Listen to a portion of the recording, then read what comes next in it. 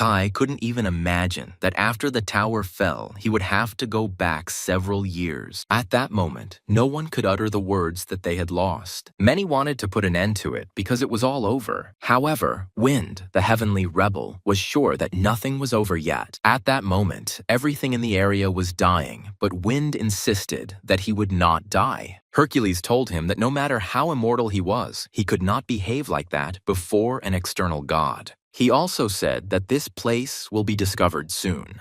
However, one guy said that the place might have already been discovered. Kai, who was fighting just like the others, approached everyone else. Approaching everyone, he admitted that he thought they were dead. He was then asked if he had returned alone. But the guy didn't want to answer. After listing other names, he was asked if they were all dead. And then Kai answered briefly that everyone was dead. When asked what kind of ball he brought, Kai said it was stupid chaos, but Wind believed it was one of the outer gods. But at that moment, Kai realized that they, the internal ones, could not defeat the external ones. Suddenly, a man appeared in front of him and said that they would not be able to win now. Kai looked at the newcomer in surprise.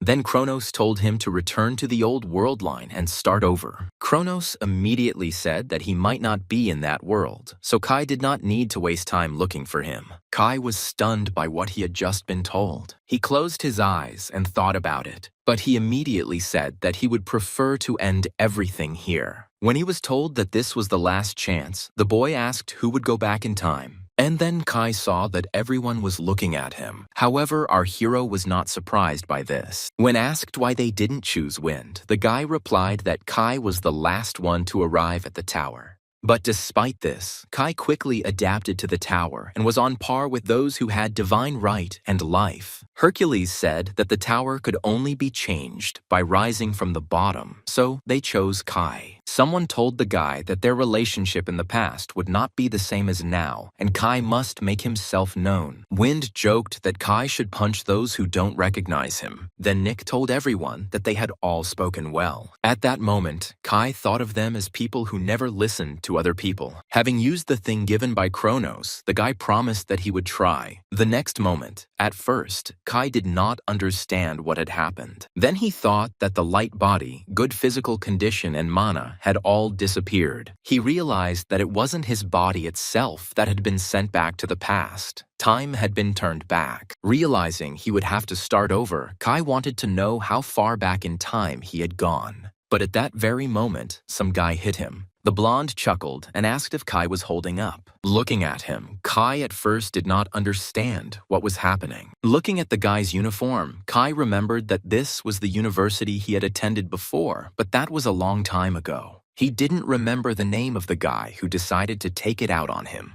But when the blonde struck again, Kai dodged. This made the blonde man surprised. Kai asked if it was today or tomorrow. After asking what the number was, Kai said he would turn a blind eye to the last blow, which was weak. However, this behavior only angered the blonde. The next moment, Kai struck back. Now Kai was completely different from the past, and he had 9 hours until the tutorial. There were a lot of people on the streets because the new year was approaching. Will was irritated that there were so many people, but suddenly he saw his friends calling him to them. They joked that he would be fined since he was an hour late, but when he reacted rudely and drank the beer, everyone asked what happened. But he refused to answer and asked for more to be poured for him. When everyone started talking about Kai, Will got angry. After the blow, the guy held his face. At that moment, Kai remembered his name and asked if he had nothing to do on the weekend. And then he told Will to try too, because there was very little time left. Will told his friends that Kai had probably gone to the hospital, but they asked him to know his limits. But Will said that Kai doesn't have parents, so there won't be any consequences. With the thought that in the event of suicide, only Kai would be to blame, everyone decided to have a drink. There were a lot of people on the street because everyone was waiting for the new year. Will then said that, unfortunately, he had sobered up. But suddenly someone noticed Kai. Everyone saw that Kai looked healthy, and Will was surprised that Kai was there. Deciding to say hello, Will went to Kai. Kai turned around when he was called, and then all the guys crowded around him. Then they asked him what he was doing there.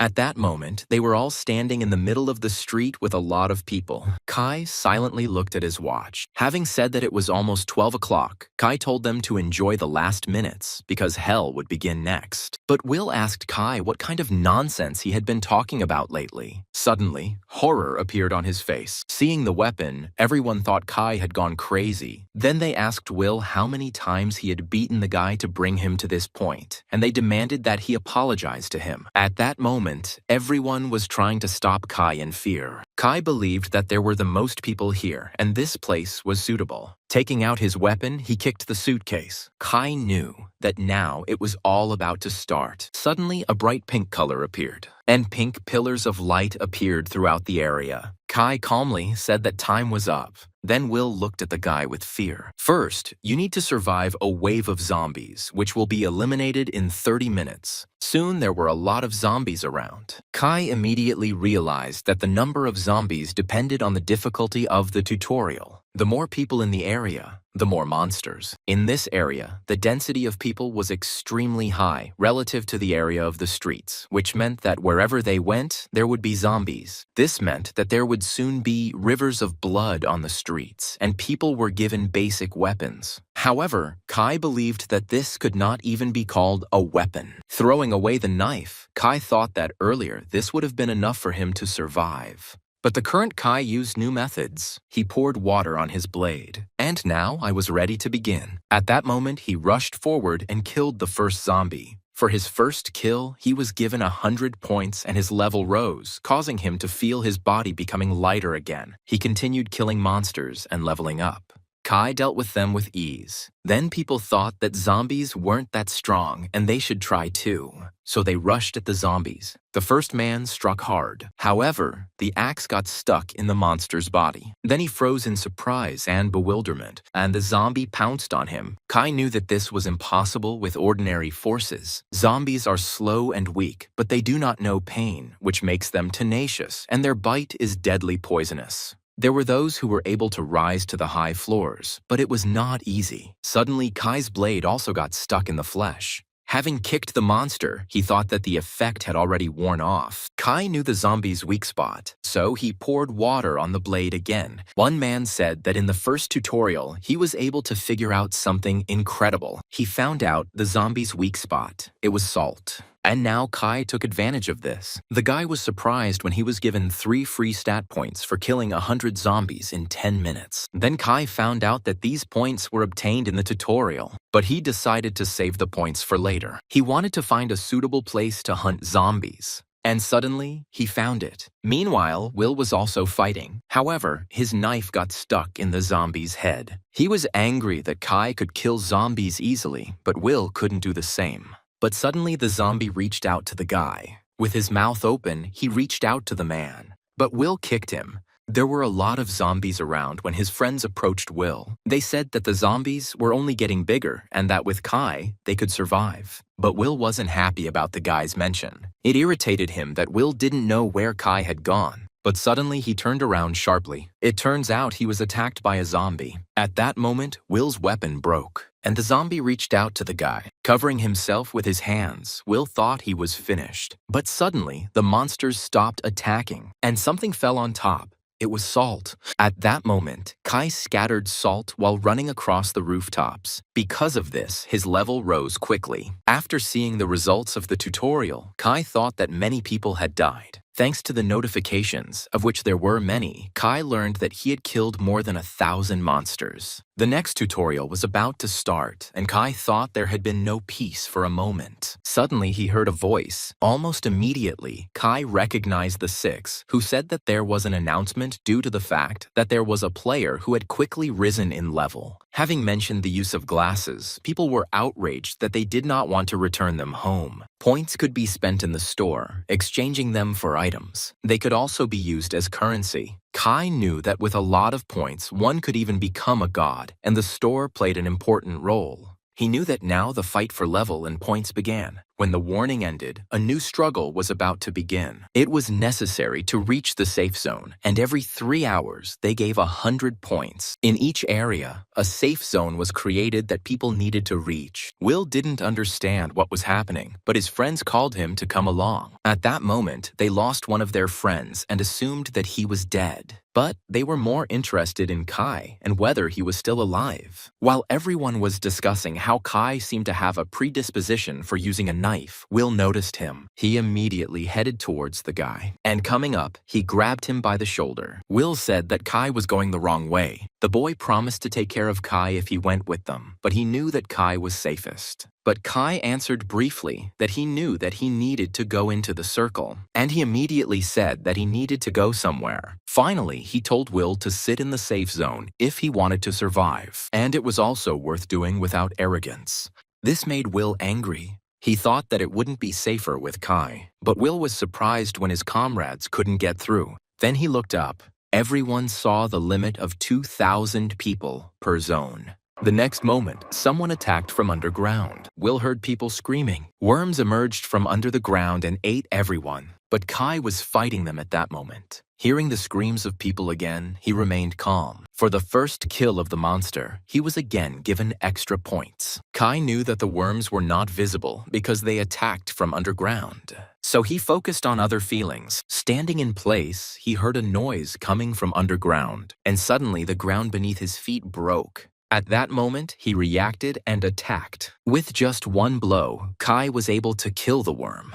At that moment, his level was raised again. He was surprised that the level went up from just one kill, but that meant Kai could level up well at this point. Kai decided to go down to the subway. He knew that worms lived underground and dug caves for themselves. That is, he found the perfect place for hunting. Kai discovered a hidden dungeon. There were hundreds of worms there. The guy believed that after finding the nest, there was nothing difficult left in the hunt. At first, Kai wanted to reach level 20. The first worm attacked the guy, but Kai was faster and dealt multiple blows with his dagger. Kai quickly and calmly broke through the monsters. But suddenly, he noticed an object that had fallen out of the worm. Then Kai was surprised that these beads could be obtained in the tutorial. It was interesting, and Kai found the beads charming. At that moment, Kai had a reason to exterminate monsters. But near the safe zone, chaos was happening. Then someone said that those who failed to get into the safe zone could die by biting their tongues. At that moment, everyone is awarded points for the past 3 hours. After this, the safe zone decreased, as did its capacity. Due to exceeding the limit, some people were randomly thrown out of the zone.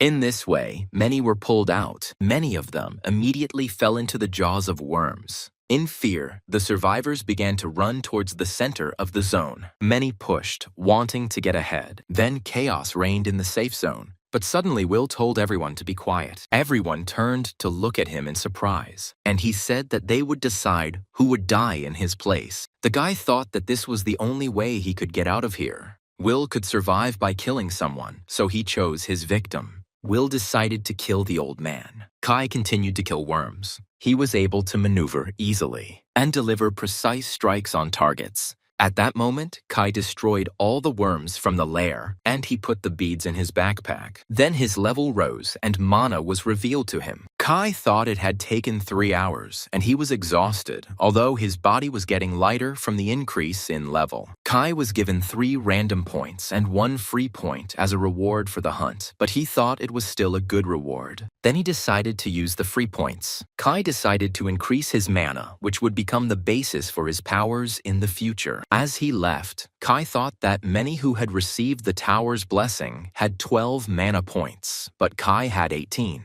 He had a good start, but suddenly he got distracted. Suddenly Kai called out to someone. He asked if they were looking at him, and the guy was asked how he knew about it. Then Kai replied that he attracted a lot of attention. The guy chuckled, saying that it was probably boring to look anywhere else. And then they thanked him for adding color to the routine work. Then the 6 was surprised that Kai managed to reach level 20. Kai replied that he was lucky, but the 6 thought that the people who said that were the most terrible. When asked the reason for the call, Kai replied that he needed a store. But the 6 was surprised when Kai said that he wanted to buy a skill, not an item. After opening the shop, the six said that Kai might be the first one to buy the skill in the second tutorial. At that moment, Kai thought that there were a lot of offers in the store. Six said that there were skills that could be obtained in the tutorial, and when he asked if Kai was looking for something specific, the guy answered in the negative. Kai decided to buy monkey eyes, and the six was surprised when the purchase was justified by the cool name. Next, a sword was purchased, which the six approved of, but Kai found it annoying. After this, the six said goodbye to the guy.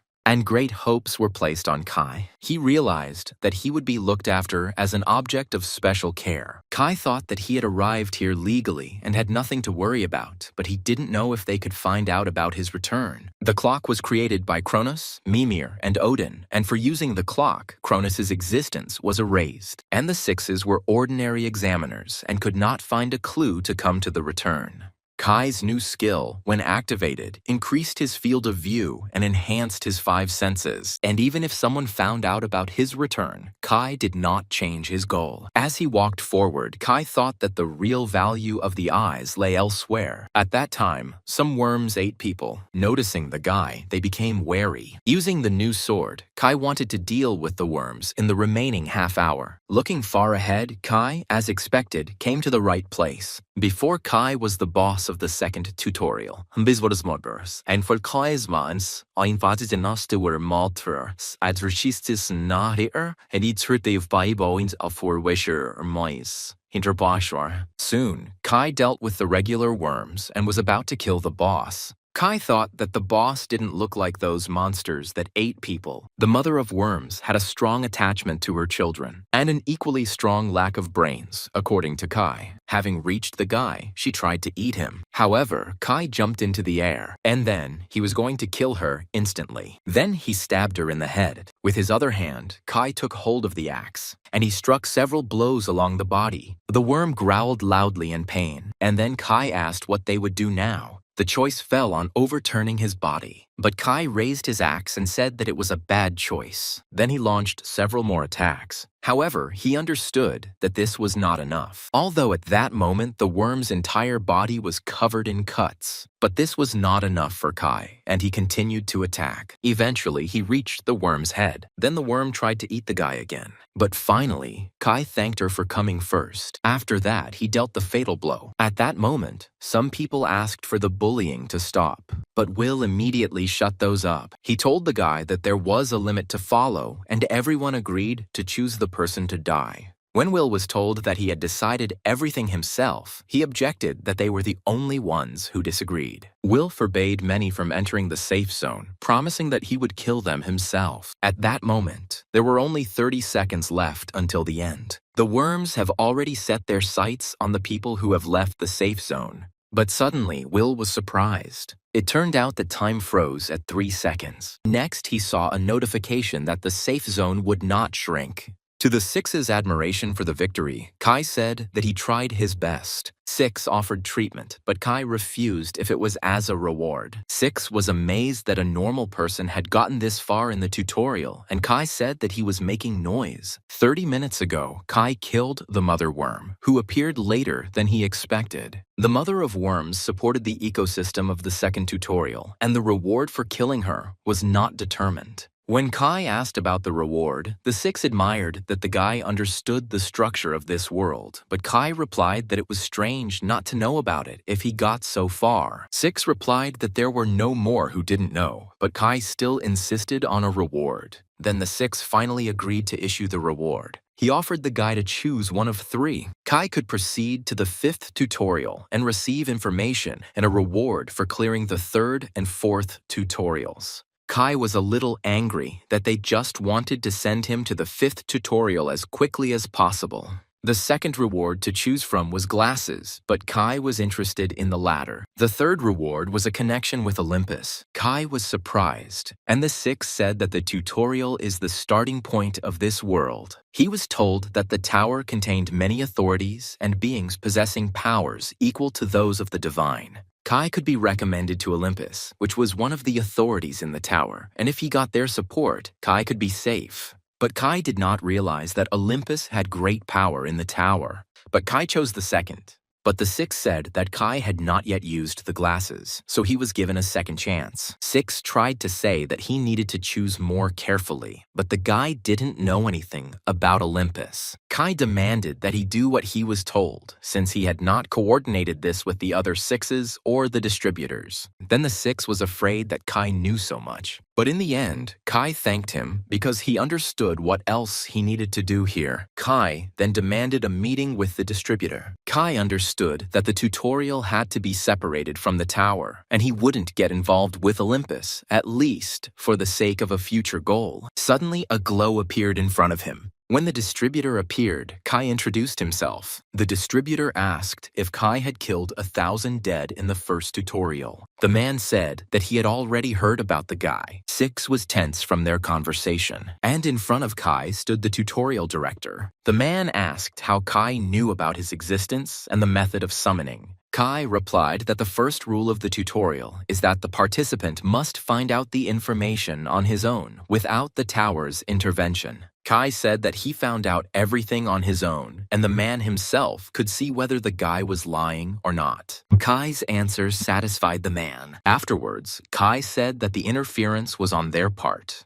He said that Olympus was approaching the sixes, and Kai was offered Olympus's support as a reward. The six began to justify himself, but the manager became angry. The next moment, the man hit the floor. He was angry that now the Olympians were even reaching out here. Then he thanked Kai for helping him get rid of the rot. But Kai announced the second rule. Awards were given based on the participants' exceptionality. Kai used his points to summon the steward, who killed the six. He asked if the manager thought the same. The man replied that during the examination of the lower beings, no abnormalities or abilities were found. But this is precisely what surprised him. Then the man admitted that Kai had killed the six, although not with his own hands. He said that the six closest to the ranker died in the second tutorial. It happened because of just one member, and Kai decided to take it as a compliment. The man asked what would be suitable for Kai as a reward. Then he thought about a reward for Kai. Finally, Nick waited for the manager to come up with an idea. The man believed that such a reward should come in handy. He was about to shake hands with Regret because he thought they would give him ordinary glasses. But then he was given the Mana Master skill. Mana and its recovery increased, as well as its resistance and induction. This surprised Kai, and the man asked if Kai liked this. Afterwards, he said goodbye, saying that it was necessary to teach the low creatures a lesson.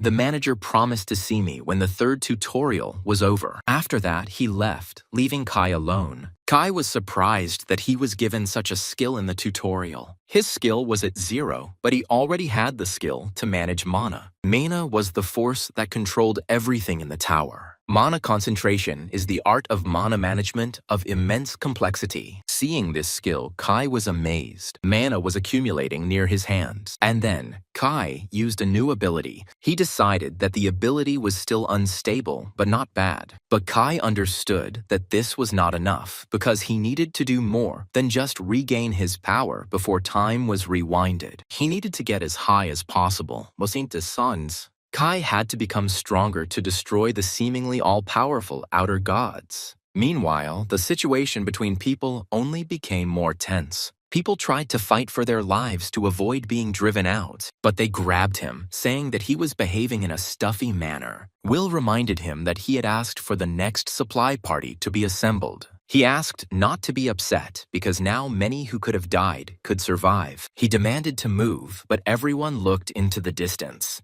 There was one man walking in the middle of the street. Everyone thought he was either brave or crazy, but suddenly he was warned of danger. A worm emerged from the ground and wanted to attack Kai, but the guy immediately fought back. At that moment, all the people were surprised. Will was surprised by this too, but Kai asked to ignore him and continue their conversation. In fact, Kai only came for the reward for completing it. At that time, the limit for people in the zone had not yet been exceeded. Will asked where Kai had been all this time. At that moment, Will said that he was worried about Kai's disappearance. but people began to whisper that the two were friends. Knives were pointed at people who had food in their hands. Will called Kai with him, but he had already noticed the situation here. Will was surprised that Kai immediately realized that those people had been forced to carry food. Will said they were just helping each other, but Kai wasn't happy with the fact that those people were risking their lives again. Kai thought this was a strange calculation,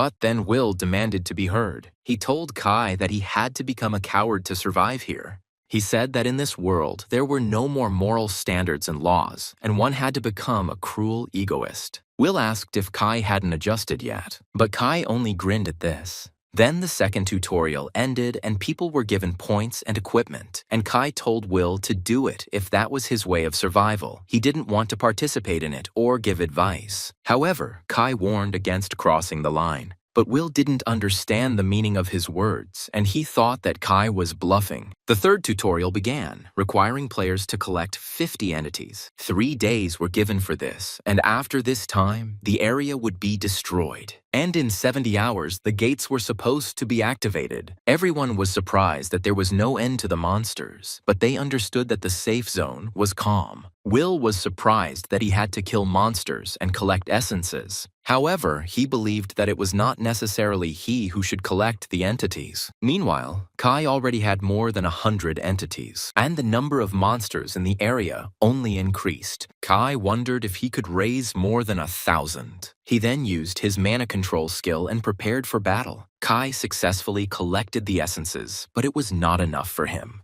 At that moment, the concentration of his mana was complete, and Kai prepared to attack. The next moment, everything around him began to collapse. Then he was surprised that everything worked out for him. All the mana was spent on concentration, and it was difficult to control, but in the future it would become a good skill. But now Kai did not despair. While gathering the essences, he reflected that concentrating mana was not his style. After this, the monsters began to be wary of the guy, and he asked them why they were trembling. After that, he decided to try again. Kai didn't want to waste the remaining time. On the second day of the third tutorial, some people were walking outside. People were talking about how in 2 days, out of 1,500 people, only 400 remained. Suddenly, Minka noticed something to the side. There was a 24-hour store at the station. Then they were happy that they would fill their inventory with food, and there would probably be ramen there. But Sam chuckled that there would be no ramen without boiling water. But Charlie thought that dry food would do just as well, and didn't notice the monster next to him. The next moment, the monster pounced on the guy, and horror was reflected on the faces of his friends. Following one monster, others appeared. Hostro. People grabbed their weapons and were worried that there were too many monsters. Minka began to wonder if they could win if they fought for survival and leveled up to 10. But the girl doubted their victory when a huge rat pounced on her. The next moment, the rat reached its prey, but the girl threw it away with her hand. Then the second rat bit her on the hand. Sam couldn't help her because he was trying to fight back himself. Then the zombie also bit the guy on the hand. At that moment, monsters were approaching from all sides. Minka couldn't believe it because she wanted to survive with all her might. But now she was afraid that she would die here senselessly. Suddenly, the rat next to her was killed. The girl was surprised when the monster's blood got on her, and the monsters stopped attacking and began to be afraid. Then an angry Kai appeared who had been sleeping, but they woke him up. Then the girl was surprised by the stranger's strength. After all, she saw how the guy was able to kill the monster with just one can. The next moment, Kai used the same action. He threw a can at the monster, and then he hit his target again. And then he prepared to fight with conventional weapons.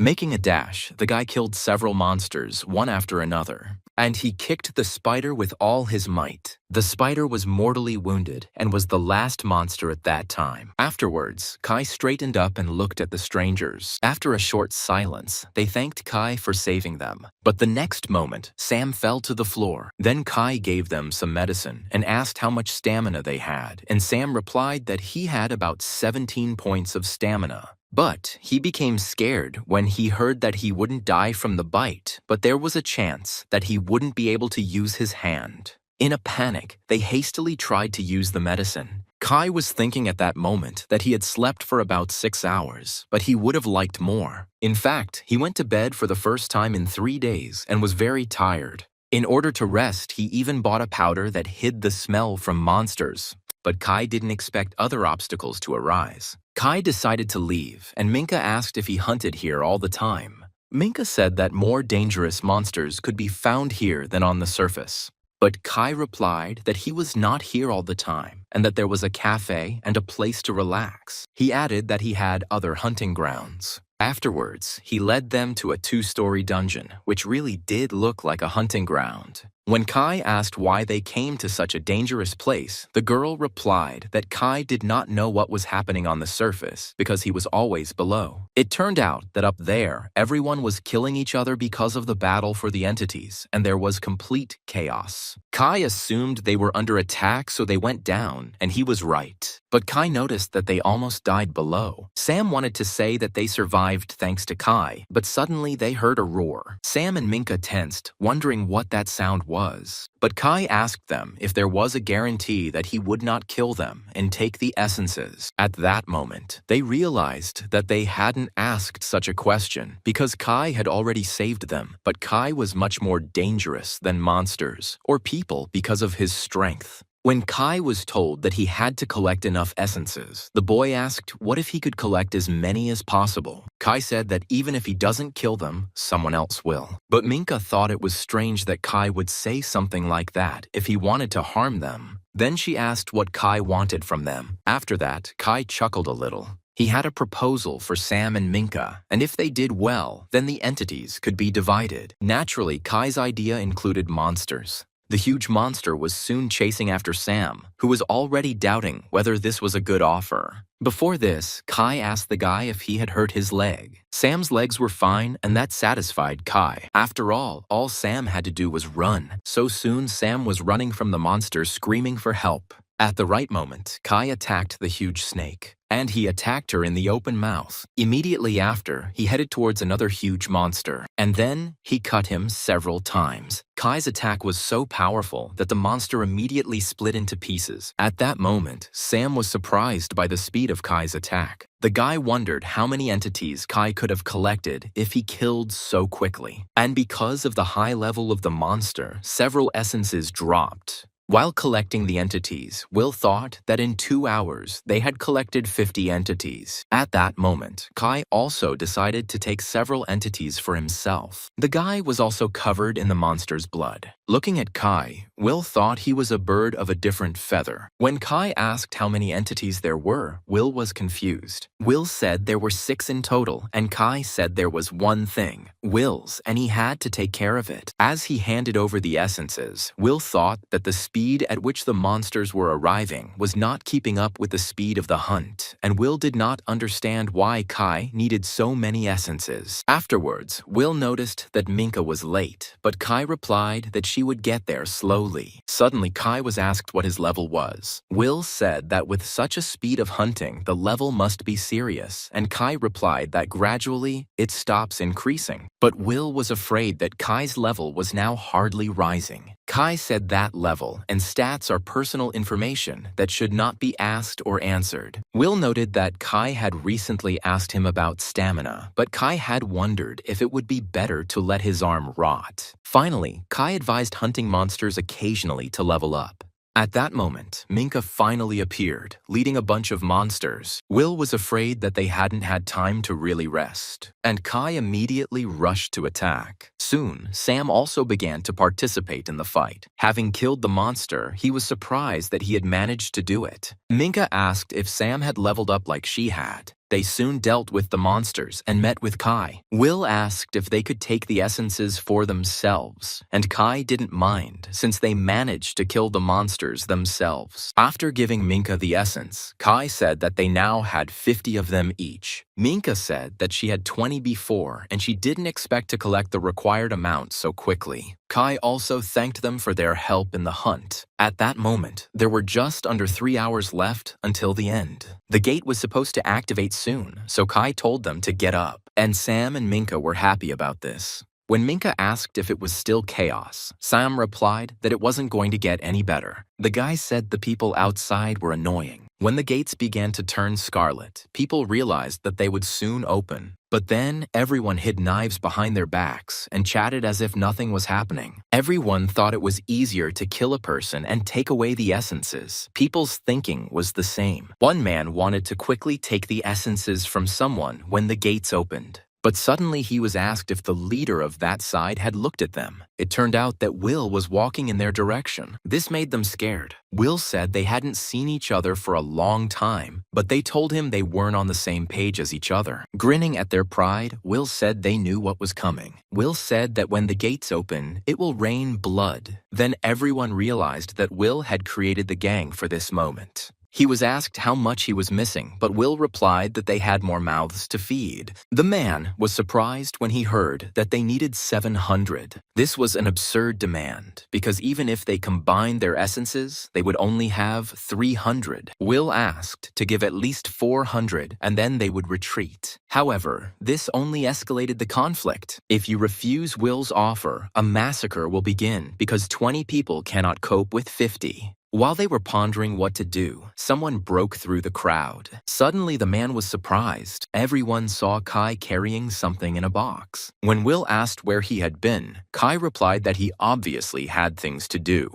And when asked if he had collected all the entities, Kai answered that, yes. Then everyone was surprised by the number of entities Kai had. There were a huge number of them in the box. Everyone assumed that Kai had more than 1,000 of them. Will didn't understand how Kai had managed to collect so much, but he was counting on the people behind him. There were at least 50 of them. Will thought that Kai would never be able to handle that many people. But Will was surprised when Kai asked him to look under his feet. There was a line drawn on the ground. Kai replied that he had an overabundance of entities. Everyone started asking for essence, but Kai replied that it wasn't free. He demanded 100 points apiece, and he allowed only those who intended to buy to enter the circle. But people thought it was robbery. Everyone understood that the entities were not for sale, and they could only be taken from a person. Will called Kai selfish for making such a deal. He asked what if people have nothing to pay with. But Kai remained steadfast. He replied that the question was strange because he did not force anyone to buy. Kai said that anyone could buy, but there was no deferred sale, and he also accepted an item or skill. Then everyone was surprised that the item could be sold, but this only made Will angry. People could turn their backs on him. Then he said that Kai killed someone and took the essences, and now he wanted to sell them. But Minka decided to stand up for Kai because Will was not the kind of person who could say such things. Minka said that he killed their friend, and Sam replied that based on Will's words, they should have died too. Sam said they knew absolutely nothing about Kai, but Will only got angry and said that the three of them couldn't do anything. He wanted to show that it wouldn't be safe with Kai, and then he ordered all three to be killed. Then everyone rushed towards Kai. But the guy immediately killed those who crossed the line. And at that moment, Kai decided to remind that the line cannot be crossed. Will was horrified by the boy's cruelty. The others were also scared after the murder of their comrades. Then Will understood the meaning of Kai's phrase back then. Kai said the terms of the deal don't change, but crossing the line for anything other than the purpose of purchase is prohibited. Kai said that if the conditions were violated, people would die. But Will only ordered his men to kill the guy. But Kai was stronger than them all. He dealt with every man Will sent, and every person who crossed the line died. Will was terrified by the boy's strength. Then he thought with horror that only Will had forgotten what this world had become. Suddenly he decided that he had to run and stepped back. Will thought about what Kai had said, that he would only kill if the line was crossed. But Kai decided to get to Will too. He replied that he saw the guy's face. At the last moment, Will couldn't understand anything, and his head flew off his shoulders. A bloody mess formed around Kai, but he was able to kill everyone. He was unhappy with the mess and decided to move the box. The Luis were tense as Kai approached them, and each of them avoided Kai.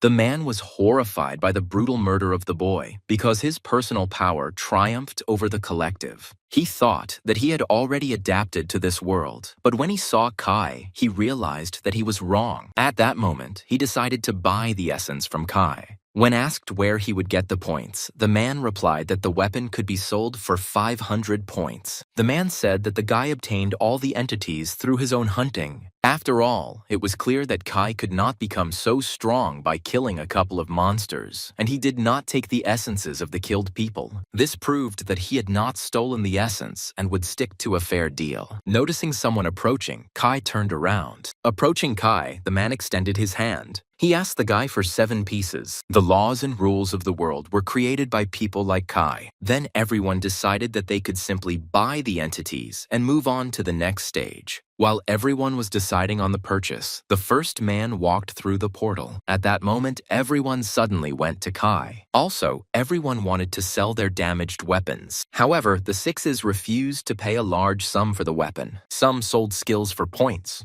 But Kai knew the deal wasn't a good one. He thought that maybe it was better than dying now, but he knew that he couldn't lose his skills. But everything worked out well for him. He had more than 150,000 points. At that moment, Minka noticed that Kai wanted to leave. When he asked why they hadn't left, Minka replied that they were waiting for him. After Kai refused, Sam said that he could use them again as bait. Hearing this, Kai hesitated. Then he said that, unfortunately, that was all. Kai told them not to rely on anyone and added that he would not go any further. The next moment, Minka and Sam were surprised. Kai has no essence left. Because of this, the guy and the girl were upset. Sam panicked and said that Kai should have kept some for himself too. But Kai told them to move quickly because chaos would soon begin here. But Minka and Sam were upset about this. Then Sam decided to call the girl to follow him. After this, our heroes went their separate ways. Kai knew the next tutorial was defense. At that moment, a man ran up to him and asked if Kai had sold all the entities. And the man was horrified to hear that the trade was over. Then he collapsed to the ground. This place was soon to become the site of a battle for essences. And Kai decided to change the scenery. Then he decided to use the store. But what happened next was not what he expected. However, Kai still remained calm. The tutorial manager appeared in front of him, and then the man asked if the guy had called him. Kai replied that he had called, but not him, and it turned out that the staff had been reduced. It turned out that the connection was 1 in 3. And many of the sixes were here for a long time because of Kai, so the movement slowed down. When asked why it was his fault, the man explained that more than 100 people used the store. But Kai asked if it was really that bad, if the manager had come in person to use the store. However, Kai was the object of special treatment. The man said that Kai's power could have collapsed the tutorial's ecosystem, but that was what Kai was after. Having said that this was exactly what he was heading towards, the guy wanted to use the store again. Then the man said that it was the first time he had met someone like Kai. Afterwards, he decided to fulfill the player's will, and a store opened in front of Kai. Kai decided to take the average personal inventory, and then the Ice Jade Steel Sword. As a result, Kai purchased equipment that would be useful at a higher level of the tower. Finally, Kai asked for one well-forged sword. The master said that the last sword was basic, but Kai was satisfied. Afterwards, the man said that now no one would be able to touch Kai. However, Kai heard that this only applied to the members. Having said that he was looking forward to it, the manager left. And after he left, Kai hissed in displeasure. Then he raised his head.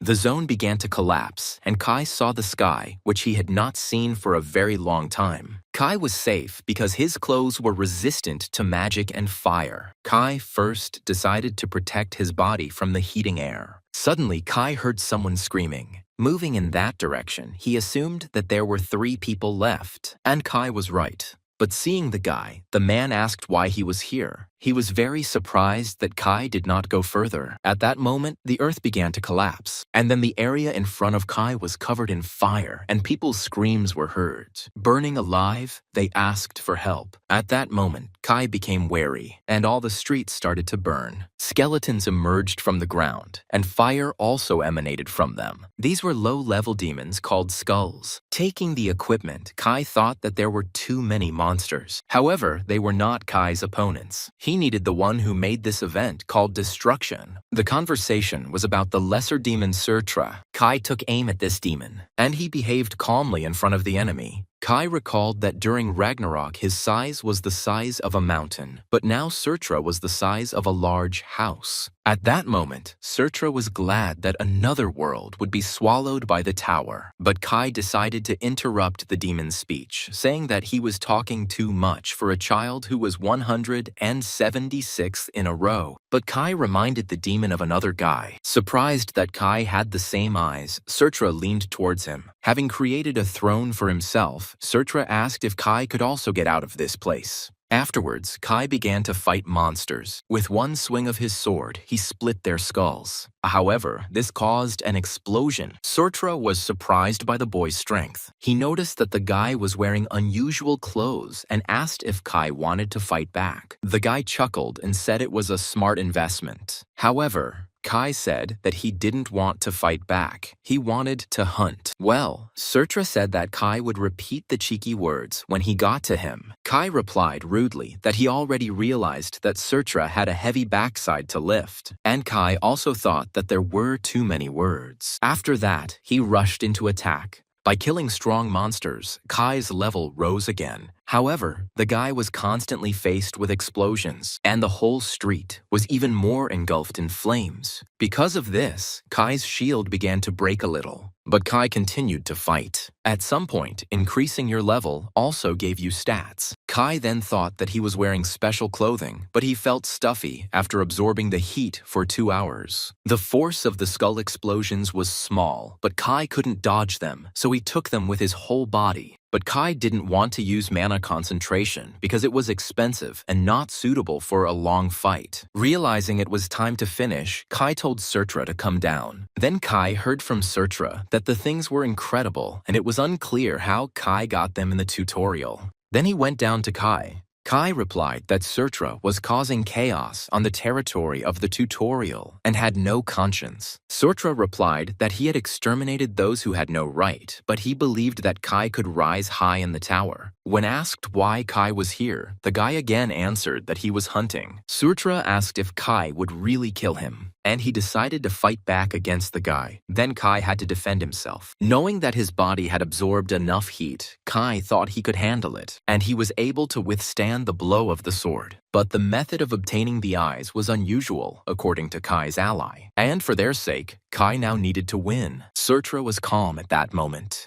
And it turned out that in place of Kai, there were only fragments. After Surtra, I recovered a bit. It seemed to him that Kai had deliberately exposed himself to the blow. But suddenly heat began to emanate from that place. And then Kai crawled out from under the rubble. He admitted that he thought he would die. And after that, the battle had to continue again. And according to Wind, the first way to win was an ability that used lightning to reach the other end of the universe. And the second way is unlimited mana. And at that moment, Kai was able to obtain fiery eyes. Surtra also noticed the eyes, with which Kai could now distinguish between good and evil. Afterwards, Kai decided to take other subjects. And after this, preparations for the hunt were completed. But Surtra asked what Kai would do in such a state. After absorbing the ice crystal, Kai said it was nothing. Surtra was surprised, and Kai's temperature gradually dropped. The temperature dropped, but Kai was even freezing. Afterwards, Surtra swung his fiery sword, and he hit Kai, who now had the opposite energy, cold. Then there was an explosion.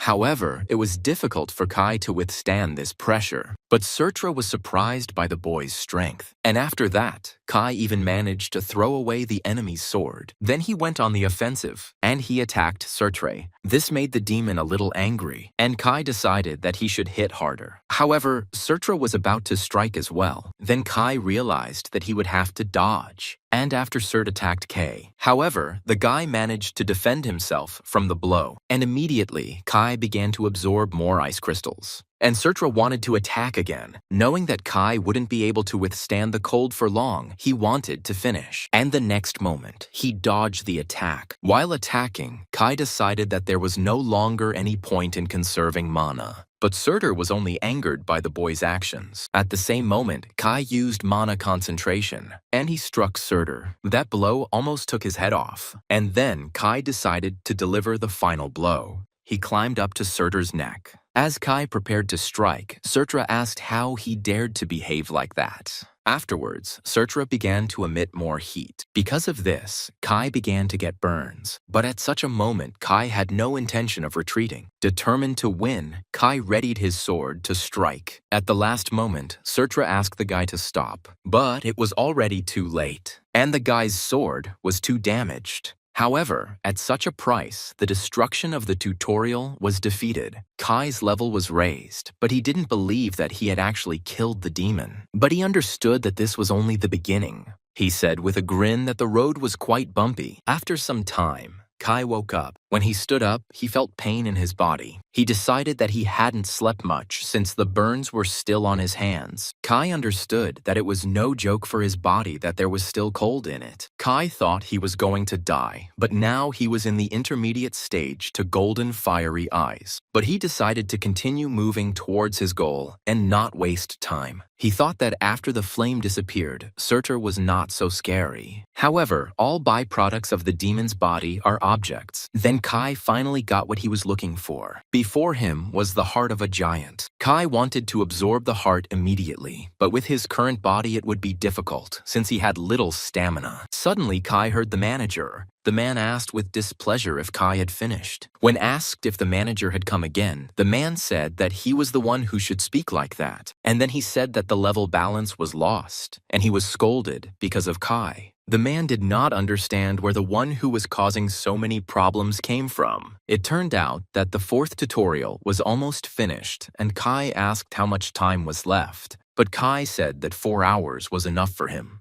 After shaking hands, the man said he had spent a lot of time discussing the award. Kai was surprised when he received the award. Kai was surprised that he was not aware of all the satisfactory skills. But Kai immediately realized that the skill compensated for the stat deficiencies. At the end, Kai asked the man for a small pill, and then the manager gave a pill that increased mana and endurance. Afterwards, the manager left. Finally, he told Kai to rest after taking the pill. Then Kai sat down on the ground, and he decided to restore his strength in 4 hours. Kai already knew that the 5th tutorial was a race. Kai woke up from some noise. Then he realized that there was a beginning, and then he was teleported to the 5th tutorial. Kai found himself outside the city, and there were many people in front of him. People believed that they were somewhere near the sea. Kai knew that this stage was made up of players from different worlds. The start of the final tutorial was announced, and some were glad that it was the end. The island was slowly sinking into the sea, and the players needed to escape from it. But before that, it was necessary to kill the boss at the top. There were 30 days to do everything. But everyone was surprised that a whole month was given. Kai understood that under such conditions, there was no need to immediately take up arms. But he understood that he was given a month to fight the boss. That was exactly how much time he was given. And Kai guessed that some people understood this. Then the first proposal to create a team appeared, and many agreed with this. But one guy said that he would choose an ally for himself whom he could trust. But Kai recognized that guy. Some were outraged by the words that they could not become allies for him. However, the stranger was calm. In one moment, he killed all the people. The other participants were surprised by his strength, and it didn't take much effort for the guy to fight them. Hargan was the self-proclaimed heir to Olympus. Everyone was amazed at his skill. Kai thought his strength in the 5th tutorial was worthy of the tower's attention. Purebloods grew up in the tower and absorbed its secrets, and after their choice, they began to climb the tower and could not help but differ in level from the others. And the person in the past who made a big contribution to the 5th tutorial was Hargan. But Kai had no reason to get involved with the guy, so he decided to leave. But suddenly, he was called out. Hargan turned his attention to the Kai, but Kai didn't notice when Hargan approached him. And Hargan asked what Kai was like. He asked if these clothes weren't the robes of the fiery spell. Hargan asked where Kai got an item that wasn't available in the tutorial. Kai answered honestly that he bought it. But Hargan was surprised by this. Hargan asked about the level, but Kai replied that it was a rude gesture. And Hargan was surprised that the boy had even grasped this. Karagan suggested creating a team, but Kai refused. This left the blonde dumbfounded. Hargan said that Kai simply didn't know who he was, but Kai wasn't interested. Such impudence outraged the blonde, and then he chased after Kai. But on the way, he met a monster. That monster didn't cause any trouble for Harrigan, but it turned out that this was not the first monster killed. And Hargan didn't understand how Kai could be so fast. Hargan even suggested that Kai was a pureblood. He kept thinking about whose relative Kai might be. Then the guy thought that it seemed like it would be boring, but now it became interesting. Kai was in a tree at the time. At that moment, he realized that he had come loose. He thought that speed was not Hargan's strength, but he used Herculean strength. Afterwards, Kai came down. He realized that the manager was not only talking to him when the conversation turned to balance, but Kai thought it didn't concern him. In the cave, Kai fought with a monster. He dealt powerful blows to the monster. Gradually, Kai continued to level up. Kai noticed that he had killed a dozen monsters, but his Heaven's Fate skill had not risen. But he decided to cover up the smell and did not come for the sake of hunting. By then, the guy's body had already recovered sufficiently. Everything was ready, and he used the inventory. And then he took out the giant's heart. The guy sat down on the ground and was about to swallow it. He remembered the advice that the heart needed to be absorbed before the end of the tutorial. Instantly, changes began to occur in his body. The blood of the giant and the demon penetrated his body. A battle between man and demon began within his body, and Kai felt a strong heat. The fire was inside the body, so the equipment did not help the guy. Kai felt like his whole body was being turned inside out.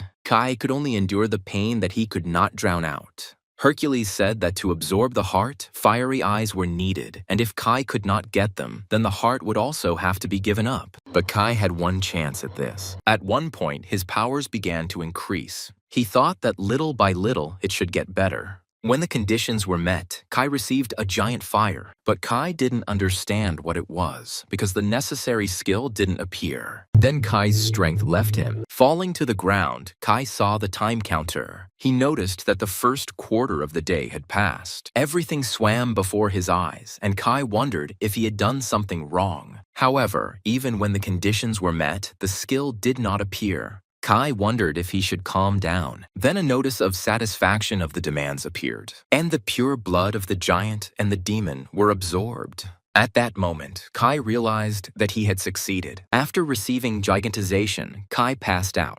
Kai had been out for a quarter of a day and realized that there were already difficulties in the tutorial. But Kai had to hurry because someone cleared this tutorial in a week, and Odin played the main role in this. Kai didn't want to lose this one. After checking the rankings, Kai saw that Hargan was in first place. Also in the ranking were a brother and sister from a world where magic was developed. Kai hadn't heard of the person in second place, but the person in fourth place must be from the same world as Kai. But Kai didn't remember him, which meant everyone died here. But he understood that thinking about it wouldn't change anything and decided to go. Coming out of the cave, Kai already had the skill to attack, and Kai decided to decide where to go. Then he used his eyes, and he found an orc settlement in the forest. When he appeared before the monsters, they mistook the man for prey, but Kai wanted to test the new ability. Then the entire settlement was covered in fire. All the orcs were afraid that a man was doing this. But Kai immediately took up his sword, and immediately began to attack. Kai remained calm, however, and he realized that he had 6 days left. Hargan soon noticed that Kai was in second place in the rankings. He chuckled, thinking that Kai only had fast legs, but it turned out that was not the case. Someone noticed that Hargan was happy about something, and he replied that he wanted to bring someone. Steph immediately guessed that they were talking about Kai, with whom they were from the same world. When asked if Steph knew him, the guy replied that they were from the same country. But to prevent Kai from overtaking Hargan, he assembled a team. Hargan thought he had assembled a good team, but one spot was empty, and then he decided to start hunting. Someone suddenly found something.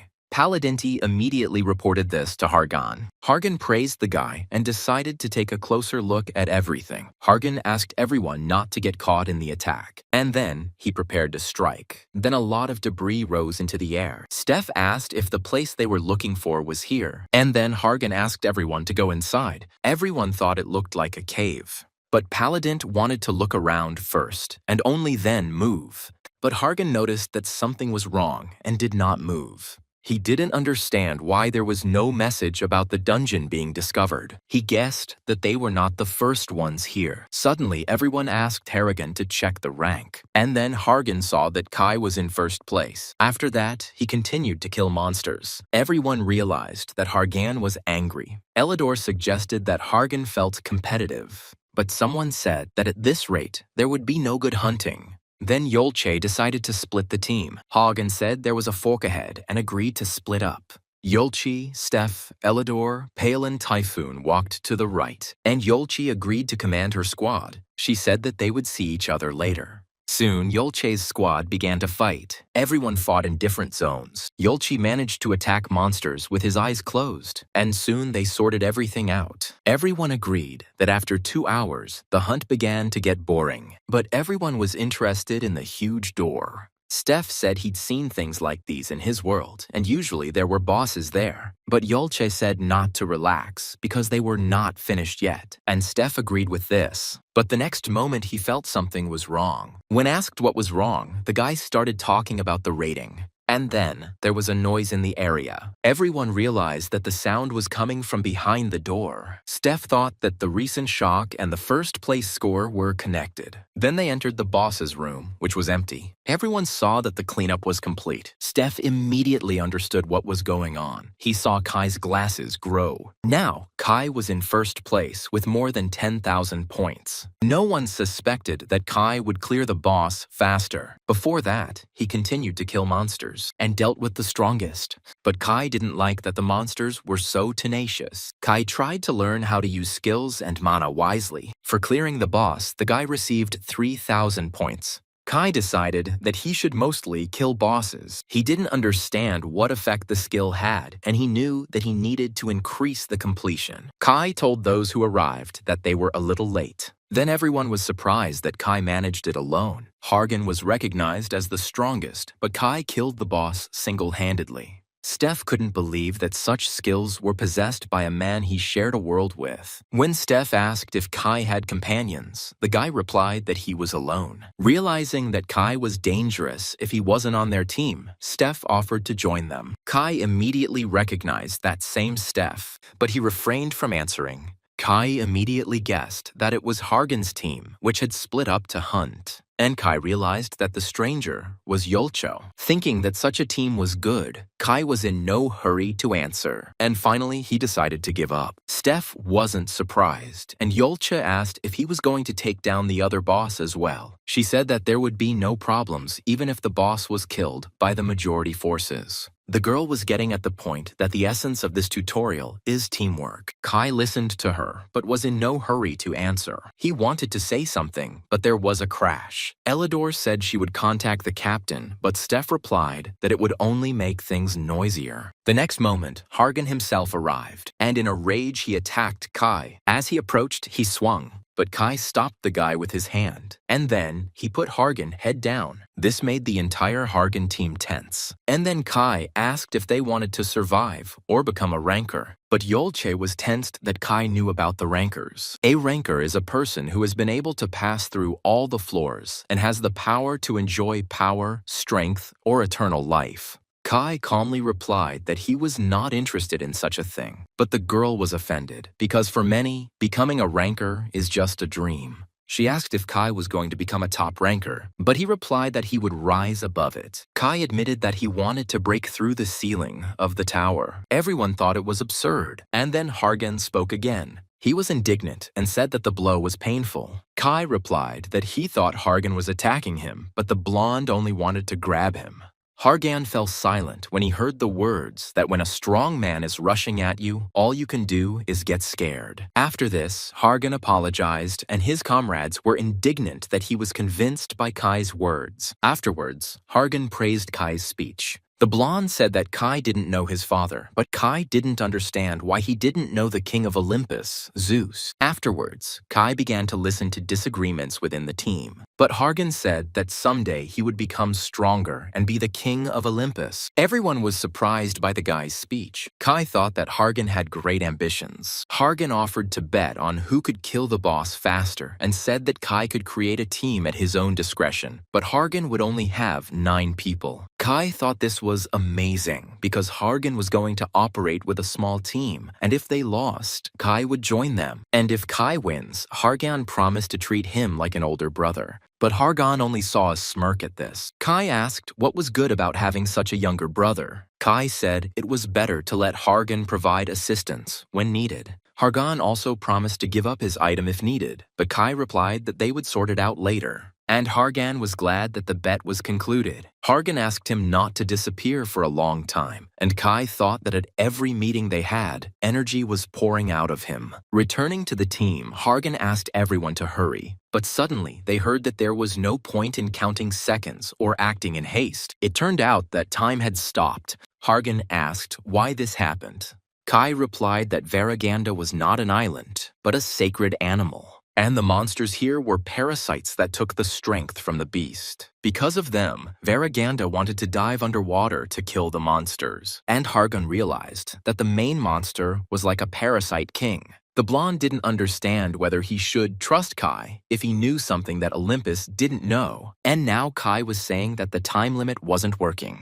The gist of the 5th tutorial was how much time would be left and how many bosses would be killed. But in reality, Odin didn't kill the boss in a week. He had to stop time. Kai had to take advantage of the moment to strengthen himself before time ran out. When time stopped, all the people were surprised. But everyone decided that they needed to score points during this time. Meanwhile, the Sixes were panicking because one boss was killed. The Six wanted to contact the manager, even though he was busy with matters with Olympus. Everyone tried to use the time to improve and kill strong monsters. Kai was able to kill the huge orc. The other orcs were afraid when their leader was defeated. Everyone called the guy a monster, but Kai asked how they could call someone a monster to their face. After this, all the orcs ran away in fear. At that moment, Kai noticed that time began to pass again. And although it is unlikely that he will be able to stop time again, Kai has already won himself 3 days. Then he decided to walk slowly. He needed to come to the tower where the gods lived. Soon, explosions occurred at the top of the mountain. A crater formed at the very top. Steph noticed that many people had come, and Elidor said that only those who had at least some skills would participate. Then Steph thought about it. He thought that many were above level 20. When asked if all players could manage mana, Yolche replied that the players did. The girl also said that there were people like her or Kargon who were chosen to climb the tower, but Yolche couldn't say that they would defeat the boss. But she couldn't even imagine how strong Hargan was. As he approached, the guy said that they were late because they wanted to make the most of the time. Steph asked if Kai had arrived, and Elidor noticed the guy. Kai walked towards everyone else. At that moment, the guy decided to find out how much everyone had leveled up. Steph and Elidor had different mana flows. Apparently, they had leveled up, just like Hargan. After greeting him, Hargan asked if Kai would kill the monster alone. Kai replied that there would be more points then, but Hargan thought he was crazy. Meanwhile, their difference in points was 7,000. Suddenly, someone approached Kai and offered to join the team. But suddenly, Hargan pushed everyone away from Kai. It angered him that the pathetic midges were inviting Kai to their place. Everyone was scared, thinking that Kai was on Hargan's team, but Kai was only happy because he was irritated by the attention. As he left, Kai wished him luck, as time was precious in the tutorial. Hargan just chuckled that Kai wanted to complete the tutorial in 5 days. Kai ignored the subsequent offer to go together, and then he went down. Instantly, a multitude of monsters appeared. Other players followed suit and also encountered the monster. They were surprised by the number of monsters, and Kai knew that there were several points that needed to be cleared before meeting the boss. Monsters were gathered here that couldn't even coexist. Afterwards, Kai prepared his weapon. Knowing where the boss was, Kai decided to break through as quickly as possible. Then everyone thought that they would finally see Kai in action. Hargan also wanted to watch closely. He decided to give Kai a try once. The next moment, everyone lost sight of Kai. Everyone was surprised by this, but at that moment, Kai was above the monsters. Steph was surprised, not understanding what it was. And then Kai dropped to the ground, striking. Then everyone realized that he was a monster who was worse than the captain. This instantly made Hargan become serious. Steph covered his mouth, startled, but Hargan said he knew it. Not wanting to lose, he rushed forward. Hargan destroyed all the spears that flew at him, but suddenly they decided to attack him from above. However, that attack was dispelled by Kai. At that moment, everyone else decided to join in too. As they walked through the traps, Steph said that there was nothing for them to do here. Elidor and Paladinte also entered the battle.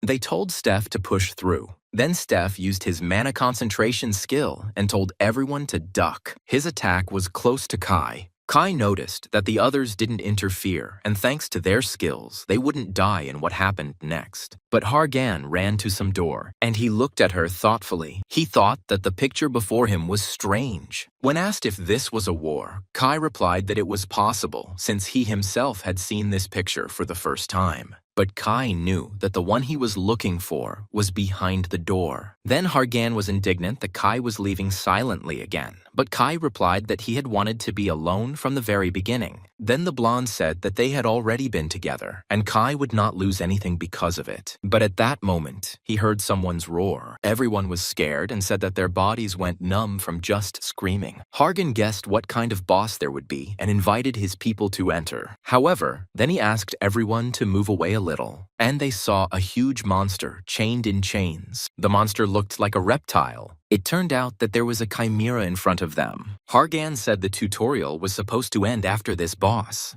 but Kai didn't answer him. It turned out that only one person could subdue the chimera, and the tutorial would still be completed. And the owner of the chimera could receive additional points. Elidor said that it was a test in which, while killing the chimera, it was necessary to protect the seal stone from people. But Yolche said that keeping track of 9 people is not difficult. But there was only one man who was faster than Hargan. Hargan tried to stop Kai, but he told him to let him go. Hargan reminded him of the terms of the bet, but Kai replied that he would win the bet and finish the tutorial as well. Then Hargan asked why Kai needed this. Kai replied that he knew how Karag would behave, and that was why he wanted to do everything himself. And then Kai took out his sword, and then he broke the seal stone. At that moment, Kai became the owner of the chimera, and then the chimera growled loudly. Hargan asked if Kai knew exactly what he was doing, but Kai told the chimera to destroy the wall.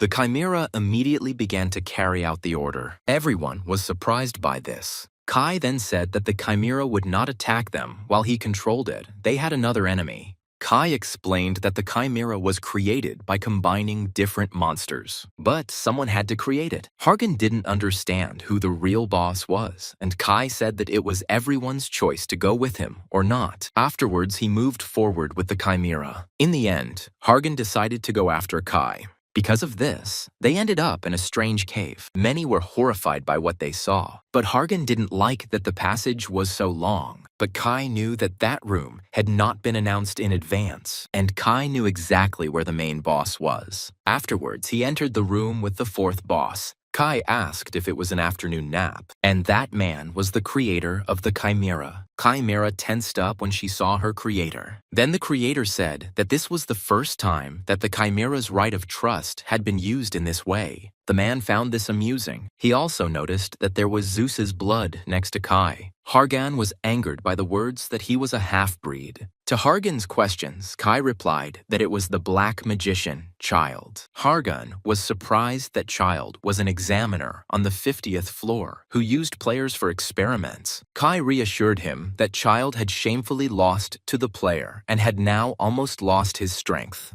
Child was sentenced to create bosses for 1,000 years, but never regained his power. When asked how he knew so much, Kai pointed to himself and asked if he remembered this. Child was surprised when he saw the boy's eyes, and then he attacked in rage. Hanger was surprised by Child's strength, but Kai said that if he had not lost his strength, they would have died. Child asked where Kai got such eyes from. Kai replied that Child should not speak in such an offended tone, but Child demanded to answer the questions. As the monsters approached, Kai said that he did not come to satisfy curiosity. Kai said that he could not let such a worm live. When the monsters approached, no one understood what was happening. But Hargan said to sweep them all away. After that, the battle began. Everyone tried to fight back, and eventually the place became a slaughterhouse. Everyone thought that these chimeras could be feared, but they were not yet finished. And Kai was able to act because the others were fighting. But suddenly, he noticed something. A coffin formed, trapping the boy inside.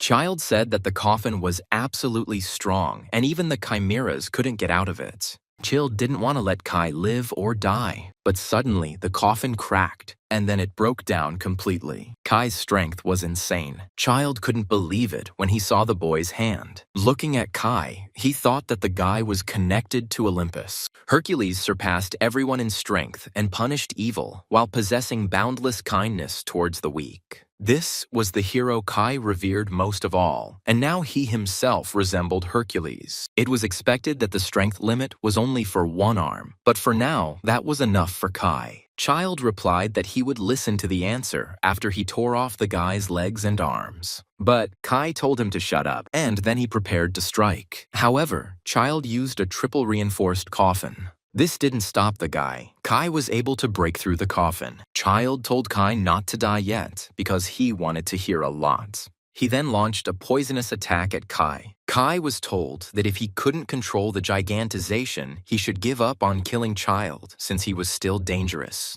But in Kai's opinion, this was reckless because it would take many days to control the power. But although it was difficult, it was not impossible for Kai. Kai managed to dispel Child's poison, and then he slowly walked towards the magician. Child didn't understand how Kai managed to destroy everything with just one force. Then Child waved his staff, and he created a black wall of thorns. This was Child's strongest defensive skill. But suddenly the wall began to break. Having called the guy crazy, the sorcerer began to cast another spell. Until Kai broke through, Child was accumulating energy. Then he thought that Kai had stopped and was tired. Child thought Kai had smashed his hands until they bled, but there was a crash, and then they extended a hand to him. At that moment, Kai struck. His strength was so great that he broke the floor, and Child was only horrified. The next moment, Kai started beating him. Kai was warned that he shouldn't even try to deal with Child unless he got the eyes and gigantization. Having received one skill, it was up to Kai to decide what to do. But having both skills, he had to deal with Child. When everything was discussed, Wind showed no interest. Hercules asked why he did not speak like the one who killed the creator of chimeras. But Wind said he had nothing to add. After all, the guy said that in any case, everything would be visible, so Kai was on his way to success. Even after the attack, Child said he still wouldn't die. However, this did not frighten Kai. Kai understood that the sorcerer's body was stronger than steel, but a body that contained a lot of things could not be uniform. Using his eyes, Kai was able to see everything. After this, the sorcerer's cry of pain was heard. Kai started to tear off his hand, and the sorcerer asked him to stop. However, Kai had no intention of stopping. The guy didn't respond to requests to stop. And then Kai asked how many limbs he had torn off with his own hands. When all the information came flooding back to Kai, he was calm. However, he was quickly able to learn everything from his comrades. And Kai believed that all actions would give birth to an absurd person. After the tutorial was completed, Kai leveled up. The guy thought that the sorcerer could also consider him a boss. Kai's level increased twice. After Child's death, all the chimeras began to collapse. But the other players didn't understand what had happened. And Kai explained that the boss died, so they won't get up. Then everyone decided to check if their comrades were okay. Yulche was wounded, but Hargan was in his thoughts. But suddenly, the guy got angry. Everyone crowded around the girl, and Elidor provided assistance. Hargan promised to finish everything quickly and asked to take care of her. Afterwards, he turned to Kai, and he asked to talk alone. The guy didn't ask how Kai knew so much, but he said that because of Kai's actions, someone was seriously injured. He asked if it was necessary to kill the creator of the chimeras. When told that it was possible to simply kill the chimera and go through the tutorial, Kai replied that usually it was. But Harrigan said Kai might not have gone that far. Then the blonde asked how far Kai had to go to calm down. He asked if Kai would be satisfied when his companions died. Because of this, Kai also thought about the words. Outside the tower were the gods of other dimensions. The sky was clouded with chaos, hopelessness, and despair and was painted purple. Many rankers died to defeat them, and no one knew how many more such gods there were. Because of this, Kai constantly needed to become stronger and drag the world along with him so that he could become strong. But when Harrigan asked, Kai replied that he didn't know. Kai asked if the blonde was putting together a team that he could go with, but Kai wasn't looking for one due to similar reasons. But Kai couldn't go with anyone, and Hargan realized he needed an ally strong enough to keep him safe. Afterwards, Kai went to talk to the manager. When asked who it was, Kai replied that it was the tutorial director. Hargan began to address the man respectfully, but the man did not want to accept the favor because he was already ready to tear out Zeus's entire beard. And the manager understood how much he would hear because the creator of the chimeras did not have time to create the next boss. He said that thanks to someone, the tutorial would now be livable for a while, but Kai wanted to get a reward. Then the man said that Kai was more hasty than he seemed. It was up to Kai to decide how to use and protect it.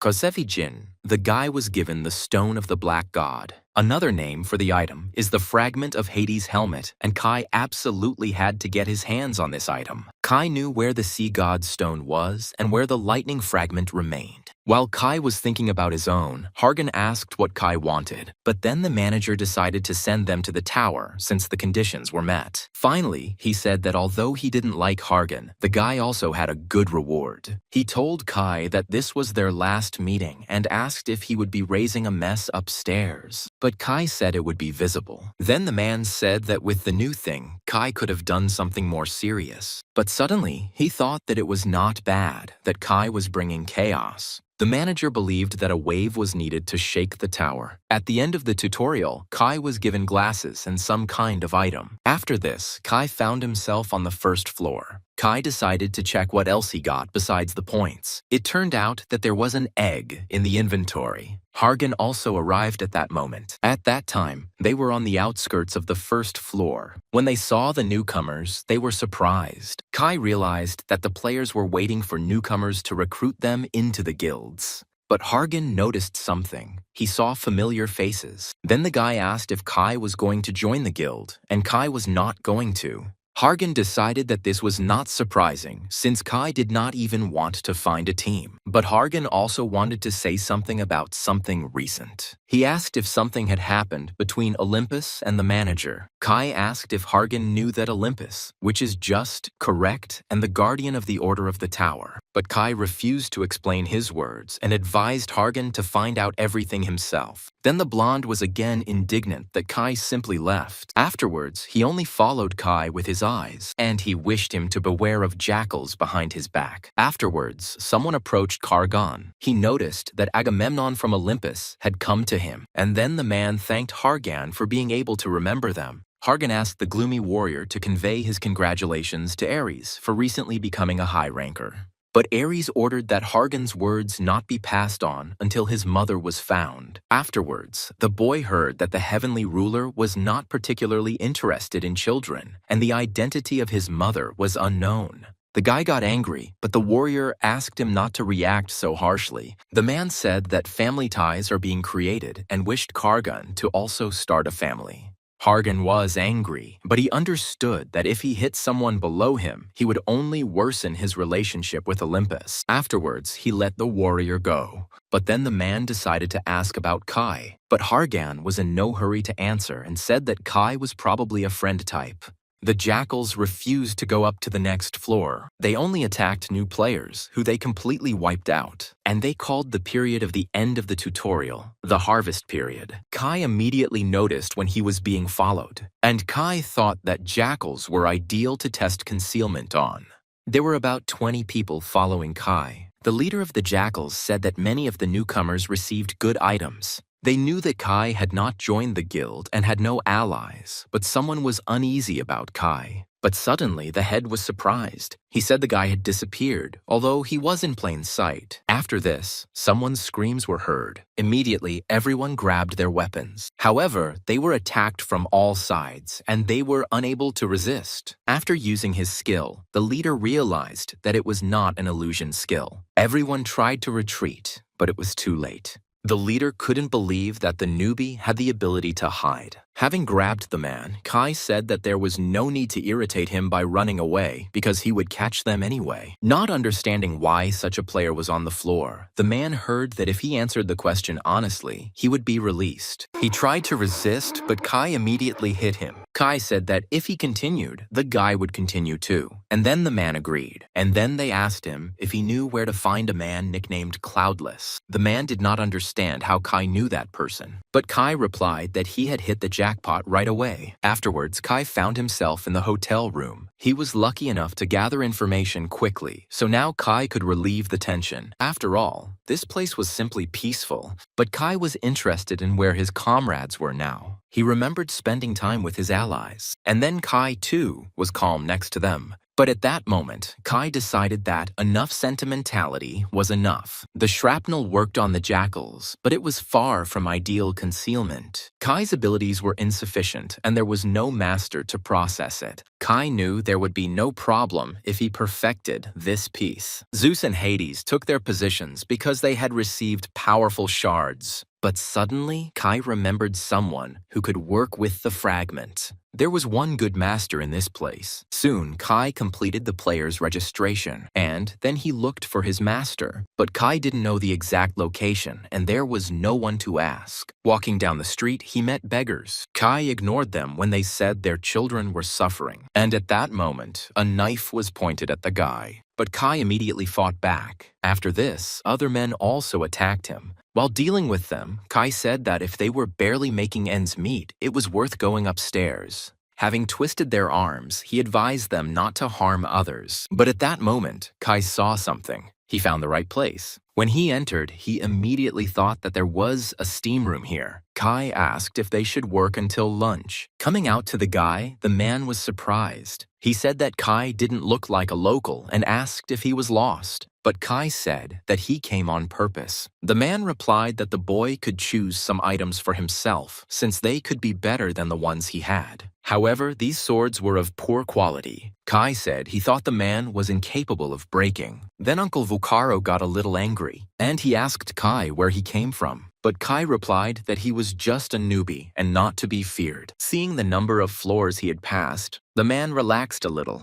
Kai understood that he shouldn't name the man's real name yet, otherwise a catastrophe would occur. Then Kai said that he needed to make an item. The man immediately became interested in the subject, and then he carefully examined the fragment. He replied that he might be able to work with the fragment, but asked where Kai got it. After Kai's answer that it was a reward for the cleanup, the man was even more surprised. Afterwards, he asked how long it took to complete the tutorial, and Kai replied that it took 5 days. Then the man understood why the guy had such expensive clothes. And then he told Kai that at the moment, he could only process the fragment. But the man asked if Kai was ready to entrust this to him after he saw the goods in the forge. In response to a positive answer, the man said that Kai was crazy. When told that the man could have taken the item, Kai replied that he was good at reading people. Kai said that if they wanted to steal the stone, there would be greed in their eyes, but there was delight in them. And the guy added that he was sure the man wouldn't break the stone.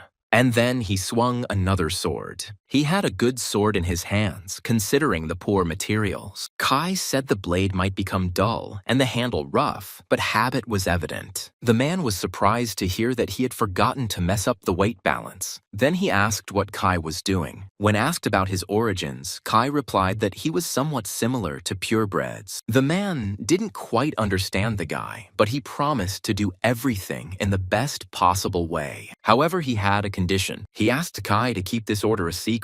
After this, Kai only had to wait about 10 days, but he still wanted to sit it out for 10 days. Kai also knew that the gathering of jackals would be in 2 days. While he was having breakfast, Hargan sat down next to him. He admitted that he had been looking for Kai everywhere and had used his connections. Kai wasn't surprised by this, but Hagen demanded to be given his number. But Kai admitted that he didn't expect that one day a man would ask him for his number. When Hargan objected to his indignation that he was a bore, Kai replied that he was not a funny person. When asked when he would rise, Hargan replied that he would move out in 5 days. He said that it took time for the team to work better together. Then Kai asked for help. When asked to get rid of the jackals, Hargan replied that with his team, this should be possible. However, he fell silent when Kai said that they would go together. Kai refused to explain the details and said to come tomorrow evening, otherwise he would go alone. But Hargan immediately agreed to go with him together. Afterwards, Hargan left because now he had a lot to do. Kai considered Hargan to be diligent since he wanted to develop with his team. But then Kai turned to the one who had been waiting for him for a long time. He asked to post it faster if there was any business for him. Afterwards, the man politely greeted the guy and said it was Agamemnon of Olympus. Kai said that he should have at least said hello to Hargan, but the man blamed it on the mission. Then the man said that their difference with Hargan was great, and everyone was talking only about the monster that entered the tower. The man said that according to Hargan, they were something like friends, and Kai agreed that it sounded a little strange. The man praised the guy for not joining Hargan, as teams often broke up after the tutorial. But the man said that Kai had the right to climb to the top of the tower, and he should have chosen the same kind of companions. Afterwards, he invited Kai to Ares. Kai listened to the words about how Ares was different from a non-entity who didn't even know his mother. Ares was the child of Zeus and Hera and had already become a ranker. He offered Kai to become a follower of Ares instead of getting involved with a mudblood, but Kai didn't want to hear it. Kai knew that Olympus was the one who tried harder than anyone else to recruit new players. But Kai decided to leave it at that. Kai said that he had no intention of joining anything, and for 2 days he refused Hargan, who personally invited him to join the team. And then Kai began to ridicule the man's arrogant phrases. After all, he is not Ares, but he behaved as if he were the son of Hera and Zeus. Kai did not allow the man to speak and insisted on his own. Kai didn't want to cooperate with unworthy people like them. After this, the man got angry, and then he asked how many jackals could be mobilized. But he was told that the jackals were now collecting money. However, everyone already knew that Kai was a serious opponent. To begin with, Agamemnon ordered 100 men to be prepared, and as soon as the harvest time ends, they will kill Kai. 2 days later, Kai met with Hargan and asked the boy to follow him. They walked towards the man Kai was tracking. Hargan noticed that Kai was using those eyes again, and I remembered Child's phrase about whether Kai is related to the monkey. Hargan was sure those words were said about Wind. Wind became a high ranker less than 100 years after ascending to the tower. But Kai not only used his abilities, but also used Apollo's fire. Hargan didn't understand why Kai didn't join anything and who he was. But he also saw that Kai had the skill of gigantization. This skill was possessed only by Hercules, but also by those descended from the race of giants. Hargan assumed that Kai was from the race of giants. But suddenly, a strange voice pulled the guy out of his thoughts. Kai asked him to respond properly, and then he called Kai a respectable master. When they went inside, they were told that the trade was over, but Kai immediately turned to the Cloudless. He said he was looking for such a person. Instantly, the guy in front of him started running away. But Kai immediately caught up with the fugitive. However, that guy pulled out a dagger. He tried to hurt Kai, but the boy dodged. Then Kai angrily told the fugitive to sit still, and then he slammed him into the floor. Then Kai told all the known nicknames of the Cloudless One. He also said that this guy was the king of the jackals. But then the guy said that he was mistaken for someone else. But Kai asked why he then started running away, and Hargan silently watched Kai's actions. He admitted that it was absurd to consider the guy the king of the jackals just because he escaped. But Kai asked if the guy's blade looked like a normal one and asked him to look at the floor where the dagger was. And a trace of poison appeared on the floor. Poison was forbidden to be used on players, and this guy had to have permission to do so. But then the fugitive wondered where the information could have leaked from, and then his face changed. He asked Kai how he knew his identity. The man said it was impudent and that there were powerful people behind him. At that moment, he turned his attention to Hargan. Then Hargan realized that Kai meant to respond to this. Suddenly, lightning appeared everywhere. At that moment, Hargan heard a question about whether Olympus had really betrayed them. But Kai said that there was no talk of betrayal. They only wanted to ask what orders Agamemnon had given. Kai said that the heavenly ruler was interested in the first floor and his son was also there. Kai asked how long they would follow the orders of a low ranker. Then Hargan heard from Kai that Zeus would personally take care of the pack of jackals when the matter was completed. Only then did the king of the jackals ask what their request was. At that moment, Hargan was in a stupor. Kai asked how many jackals there were in total. There were about 1,000 of them, and Kai said to gather everyone and come tomorrow at midnight to the designated place. Kai asked not to tell the people of Agamemnon and Ares about this for his own good, and then he called Hargan to follow him. The blonde was furious then. After this, he demanded an explanation from Kai, but Hargan refused to believe that Olympus and the jackals were cooperating, and Kai watched as Hargan insisted that the name of Olympus was being sold. Kai said that he did not know Hargan's attitude towards Olympus, but now he advised to be careful. He said that then the ins and outs of Olympus would be revealed to Hargan. At that moment, the full picture began to come together in Hargan's head. The next day, Kai was waiting for Hargan, and finally he said that if the guy had stayed any longer, Kai would have gone alone. When asked if he had thought it all through, Hargan replied that he was born and raised in Olympus. Olympus was his home and family, and his father was his idol. Although he did not remember his mother, he would forever remember her words. She asked not to forget the pride that bears the name Olympus. Hargan realized that either this became his truth or he betrayed Olympus. Hargan didn't know if Kai was right, but he believed that the jackals should disappear because they were like parasites. And if they were a defect of Olympus,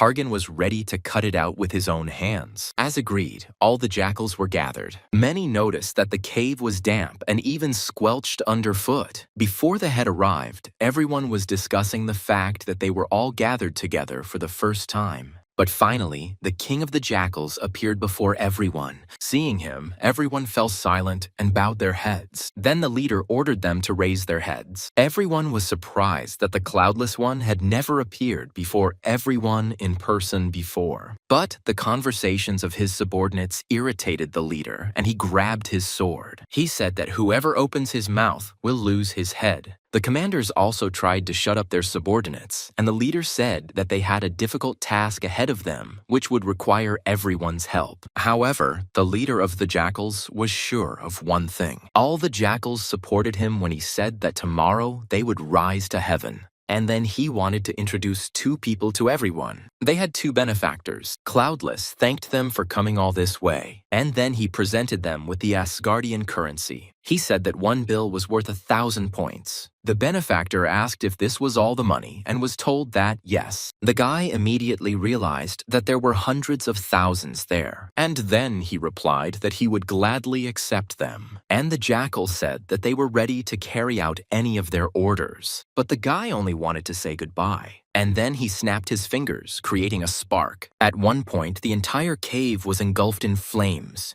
People were burning alive and did not understand how it happened. The Jackal King also did not understand how the fire spread so quickly. Then he realized that there was not water on the ground, but oil, and there was no smell, so the king assumed that they had used a powder to hide the smell. The man was surprised that everything turned out this way. He exclaimed that they were not Olympus, but Harganus retorted that he was from Olympus. And when asked why, the guy replied that they were a defect that he would get rid of. At that moment, Kai had already entered the fight. Jackal was ordered to capture the two guys, but they were no match for their opponents. In the chaos, the king of the jackals realized that he had made a mistake and that they actually wanted to kill them. At that moment, he wanted to contact Lord Agamemnon. However, he was unable to send the message. Kai asked if he hoped that communication would work well in such chaos. After all, the game set transmitted messages using mana, which was now overflowing the surroundings. In such chaos, message transmission could not work. In anger, the king of the jackals attacked Kai from behind. In a rage, he wished the guy death. At that moment, Kai did not see him, but suddenly he turned sharply towards the man, and suddenly the man froze. For some reason, his body stopped moving, and Kai, having said goodbye to the man, struck the final blow. When it was all over, Kai asked if Hargan was okay, and the guy asked about Kai, since they had killed 1,000 people. Kai realized that Hargan was like this, not because he was tired, but because he felt guilty. Kai said that he was fine, but he himself understood that Hargan had not yet been through a war and was not used to killing. Kai explained that murder, robbery, and kidnapping were the Jackal's ways of earning money, and if they killed them, they would save many lives. And if Hargan's sense of guilt could force him to turn a blind eye to this, Kai didn't know who would benefit from this. Hearing this, the blonde froze. And then he replied that Kai had a longer tongue than it seemed, and he said reasonable things. Afterwards, the boy perked up, and Kai was convinced that Hargan was resilient because he had perked up his spirits after just a few words. Hargan was so correct that it tired Kai, but Hargan replied that Kai was not at all what he looked like. He explained that Kai didn't seem kind and was able to get involved in the matter without any benefit to himself, and our hero could take this as a compliment. Kai also showed his skills in the tutorial and thought further than Hargan. Hargan had been learning such things since childhood, and Kai replied that he knew how to say embarrassing things. But Kai replied that Hargan was wrong and that there was no benefit. Hargan was surprised by the money and the fact that Kai wanted to give it to him. Kai said that if the money was too dirty for him, he could refuse. After thinking for a bit, Hargan suggested splitting the money, and Kai wasn't surprised. Afterwards, Kai clarified whether Hargan took second place in the tutorial.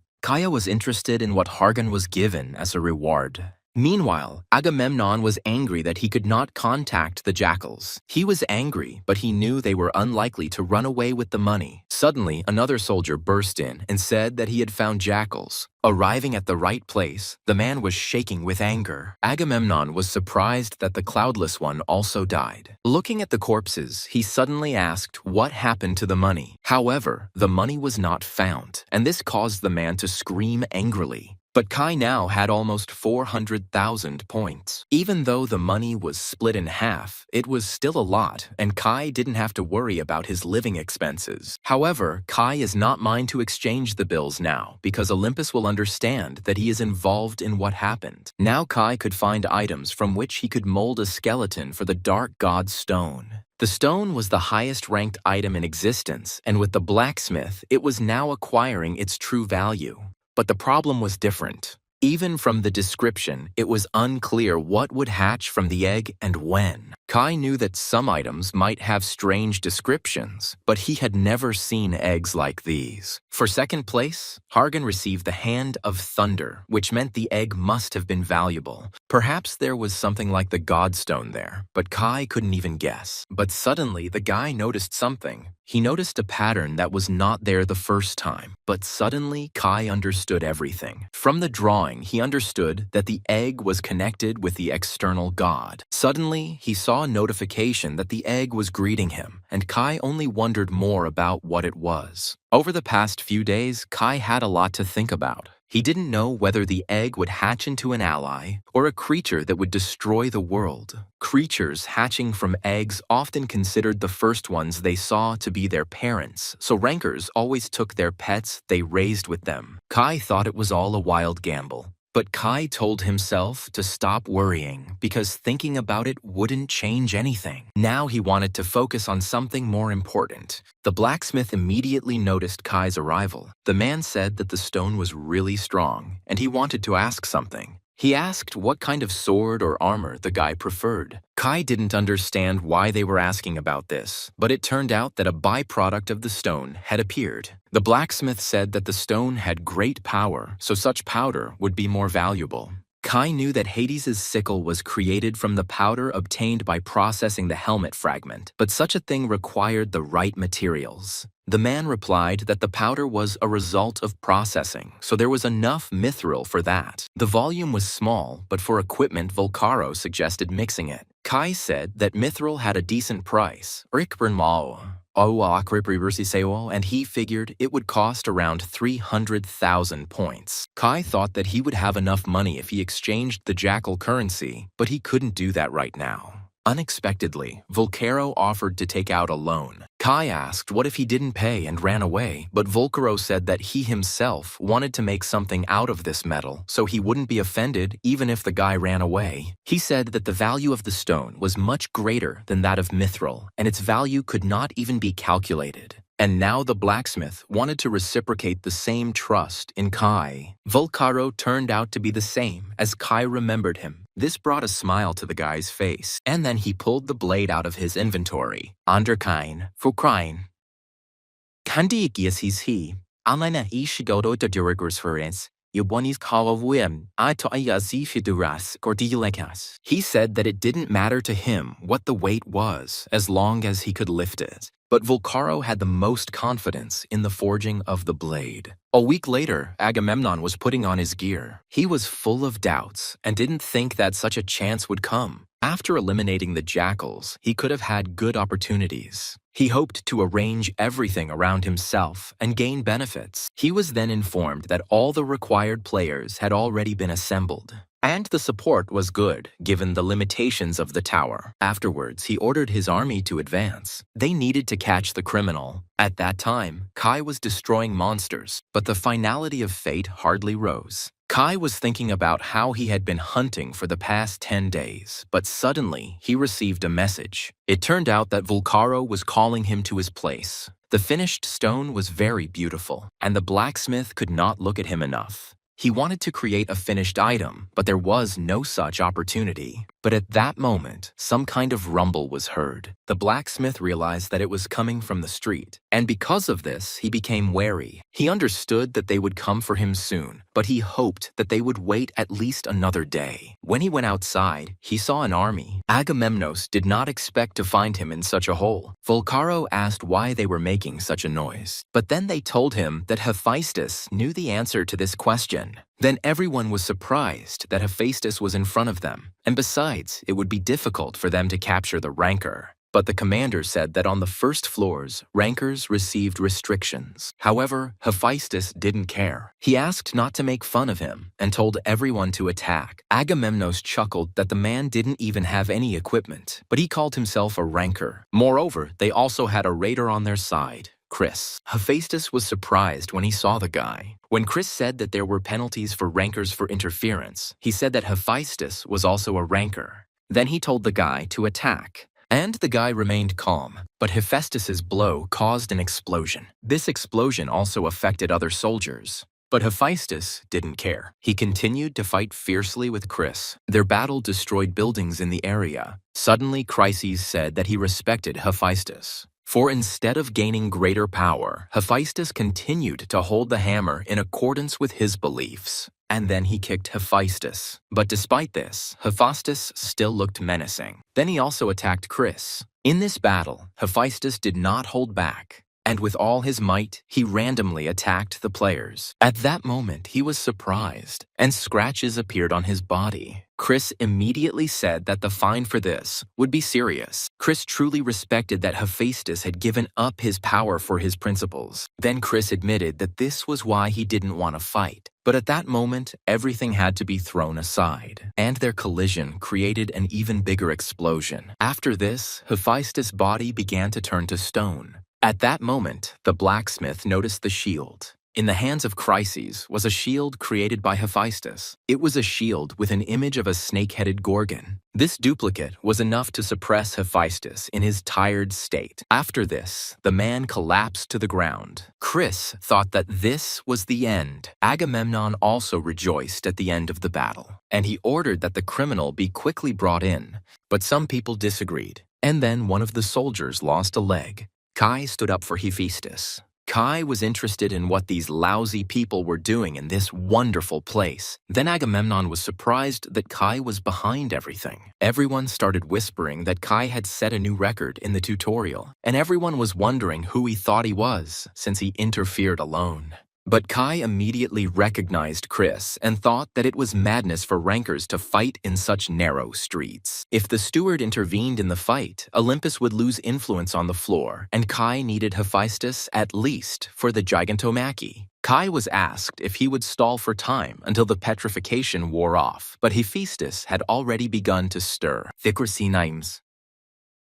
This made Agamemnon tense. The petrification of the Aegis was active once per day, but the duration of the copy's effect is unknown. And if the petrification wears off, Hephaestus will be able to move again, and there was no more time to lose. Then the order was given to kill Kai and bring the criminal. Agamemnon was told that there would be a fine if they killed a newcomer, and for this, the soldier lost his head. The man asked what else they would say about the fine, and then he added that he would appoint as manager the one who would kill Kai and bring in the criminal. With this motivation, everyone immediately rushed into battle. Then Kai's sword began to absorb the power of the giant fire, and he attacked the soldiers with fire. They all started burning alive. The order was to retreat and attack again, but Kai's eyes found the trajectory, so he began to attack the soldiers furiously. No one could resist such an enemy. With just one swing of his sword, Kai could kill someone. But suddenly, Kai noticed someone approaching. To defend himself, he used a mana skill, and there was an explosion. Kai asked if they thought they could take it with numbers alone. Then the order was given to attack at once. Agamemnon didn't understand why those who had reached at least the 10th floor couldn't defeat a newbie. And the man refused to believe that there was a newcomer in front of them. Forming a pillar of fire, Kai caused the fire to consume everything. But he did not forget about Hephaestus. He wanted to ask how long Hephaestus would sleep, but someone's attack was approaching him. And a moment later, there was an explosion. The boy was pushed back by the force of the attack. Chris finally decided to intervene in the fight. When asked how he was connected to Hephaestus, Kai replied that he was a client of the blacksmith. But Chris thought it strange to interfere just because of such a relationship. Kai felt the power of Chris and understood that if he relaxed in front of the follower of Apollo, he would die. Having used gigantization, Kai knew that he could withstand 5 of Chris's attacks. But Chris didn't think the guy would be able to do much against him. Kai tried to hold back the subsequent attack. At that moment, all his equipment resisted the fire and held it back. However, Kai could not resist for long. Because of this, he immediately received a burn and realized that he could not withstand the attack with simple force. Kai thought about the ice crystals, but the fire was approaching again. The guy wasn't given a second to rest. Kai used a clot of mana, but he couldn't stop all the flames, and most of the attack hit him. However, Kai was still able to stand firm, but he received second-degree burns and knew that at this rate he would be fried. But the penalty to Chris for such an attack will also be strong.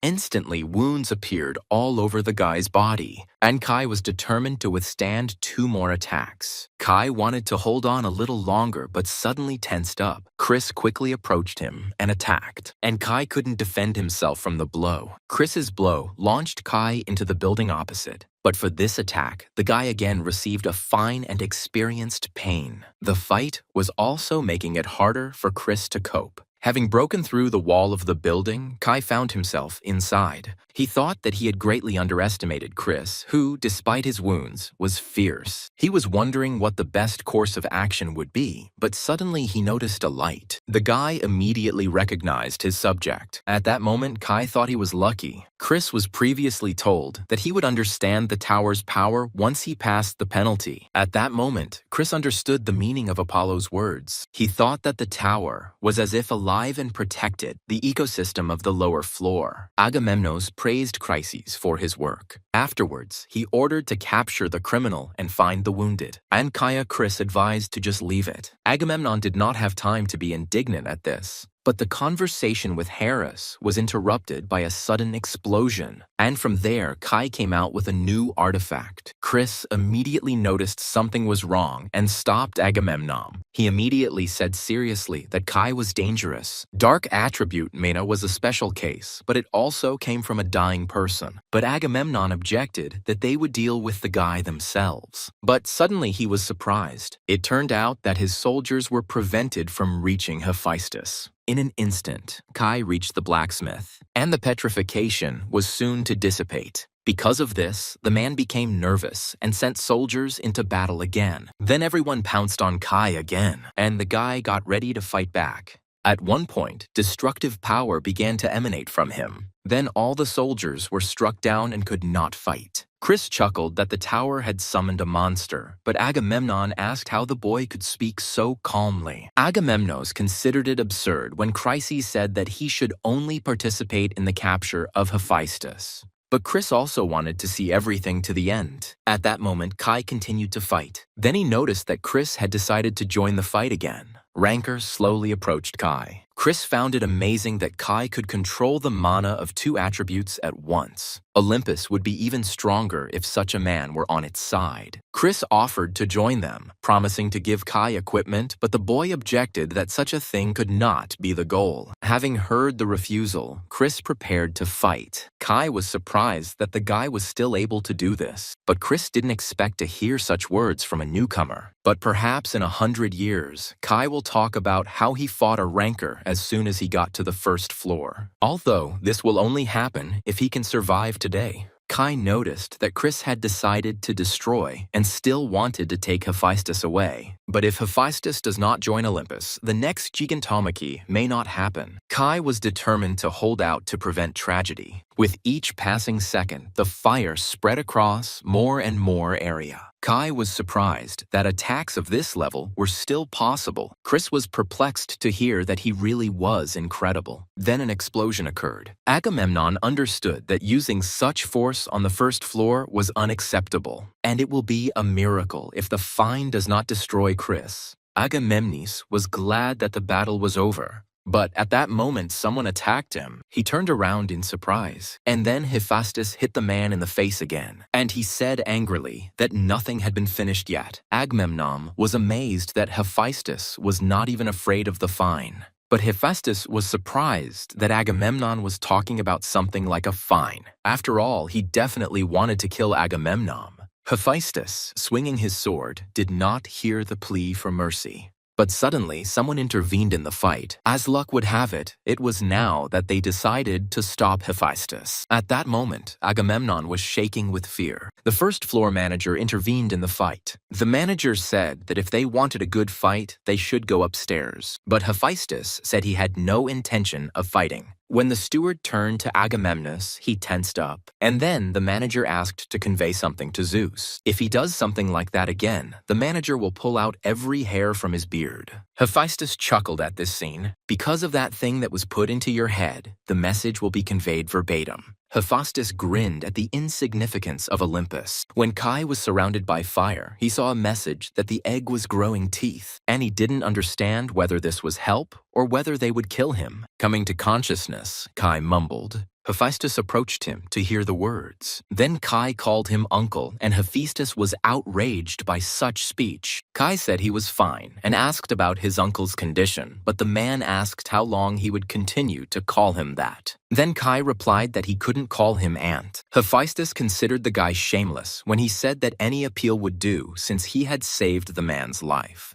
Then Hephaestus fell silent. Having made several attempts to thank him, he was never able to say thank you to Kai. Because of this, Kai thought that Hephaestus was more timid than usual. Suddenly, the blacksmith confessed that his real name was Hephaestus. Kai was silent, so he was asked if he was surprised. The guy replied that he was very surprised, but Hephaestus thought that he either didn't know how to lie or wasn't trying.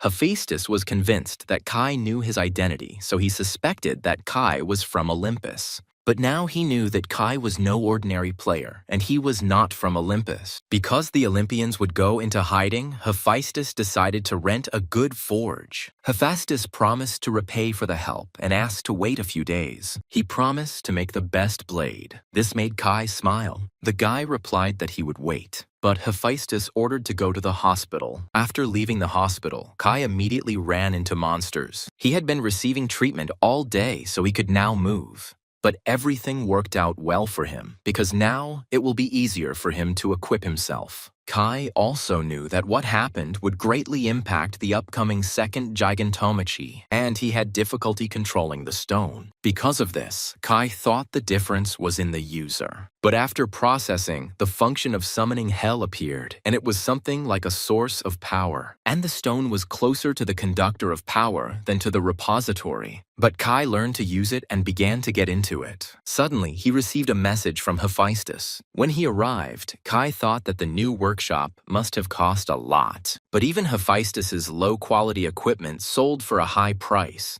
Because of the silence in the forge, Kai decided that the work was finished. Hephaestus got straight to the point and handed over the item, but Kai was surprised that they had agreed on a blade, but they gave him a box. There was nothing inside it. Then Kai thought it was a surprise box. A little later, Kai realized that there were gloves inside. They were created by mixing mithril, and Hephaestus praised the boy's eyesight. But Kai didn't understand why Hephaestus made transparent gloves, because it wasn't easy. But suddenly he noticed a groove. Just at that time, Kai's stone arrived. Hephaestus made excuses, but Kai guessed that the blacksmith wanted to make it easier for Kai to carry the stone, and then he moved on to the blade. The blade turned out to be dark and very beautiful. Kai immediately thought that the blade was perfectly made. Then Hephaestus asked to choose a name for the blade, and Kai thought about the name. Kai attached importance to the materials in the stone and its appearance. And then he decided to choose the name Dark Knight Sword. But this choice surprised Hephaestus, and he thought that Kai did not have very good taste in names. After this, the Sword of the Dark Knight passed to Kai. The sword's name was chosen for a reason. The sword specialized in darkness and night. The sword exceeded Kai's expectations, as it could fight in darkness and night. Although Kai looked pleased, Hephaestus was angry that the sword was given such a name. But the sword fit Kai, and that was enough. Hephaestus asked if Kai would continue to climb, and the boy replied that it would be right. Then the man asked what Kai would do with Olympus, and Kai replied that he would cast him down from the very top to the bottom. These words surprised Hephaestus a little. After they finished, Hephaestus refused to see Kai off. But the farewell was as dry as before. This connection between them began a long time ago. Kai was surprised that the sword was made of adamantium, which was difficult to find. Hephaestus said that at least such a sword was needed for the fight, and Kai saw his hands. Kai realized that Hephaestus had used the metal of his hammer and forged a sword with his fists. But Hephaestus asked him not to chatter in vain and to take the sword. Kai thought it was the same as ripping out his heart and giving it away. Having said that he was glad to meet him, Kai bowed. The Colosseum test supervisor was doing her job at the time. While eating chocolate, Shuri checked the records about Kai. Kai's potential was rated at S level. Hargan was good too, but Kai attracted more attention. Suddenly, the girl's gaze turned forward. She saw Kai come alone to a test that was recommended to be taken as a team, but the girl believed that he might try to pass this place. Kai was in the testing room on the first floor. This test was not tricky. You had to defeat the enemy. Looking at the rankings, Kai saw Wind in first place, and compared to his pre-rebirth record, Wind's rating was too high. But Kai was glad to see Hargan and that he went 16 rounds. Perhaps Hargan was even taller than before his rebirth, for he now had the hand of thunder. Kai didn't know where Hargan was now, but he was determined to catch up with the guy. In this challenge, the more opponents you defeat, the more rewards you get, and you had to challenge your limits. Now Kai had to defeat the enemy. Noticing the guy, the orc roared. And then he rushed at Kai. Kai's opponent looked very furious, but Kai looked confident too. And with just one blow, he crushed the enemy. His blow cut the body into 2 parts. Afterwards, the orc collapsed to the ground. The first floor's test was over, but Kai's mission began now. Then Kai challenged him to the second test, and Shuri was surprised by the guy's strength. She considered it a historic event because Kai was faster than Wind, and Kai was much more furious in battle. He instantly dealt with all his opponents. Kai fought without stopping and did not use strong skills to conserve his strength. It seemed as if Kai was looking much further. Kai also aimed for the highest ranker record, and he continued to challenge again and again. Now Kai easily took control of the giant flame, and he attacked his new opponent. But the enemy was able to withstand the attack. Kai realized that there was no point in delaying and stopped holding back. Then he used partial giganization, and the enemy's sword began to break because of the flame.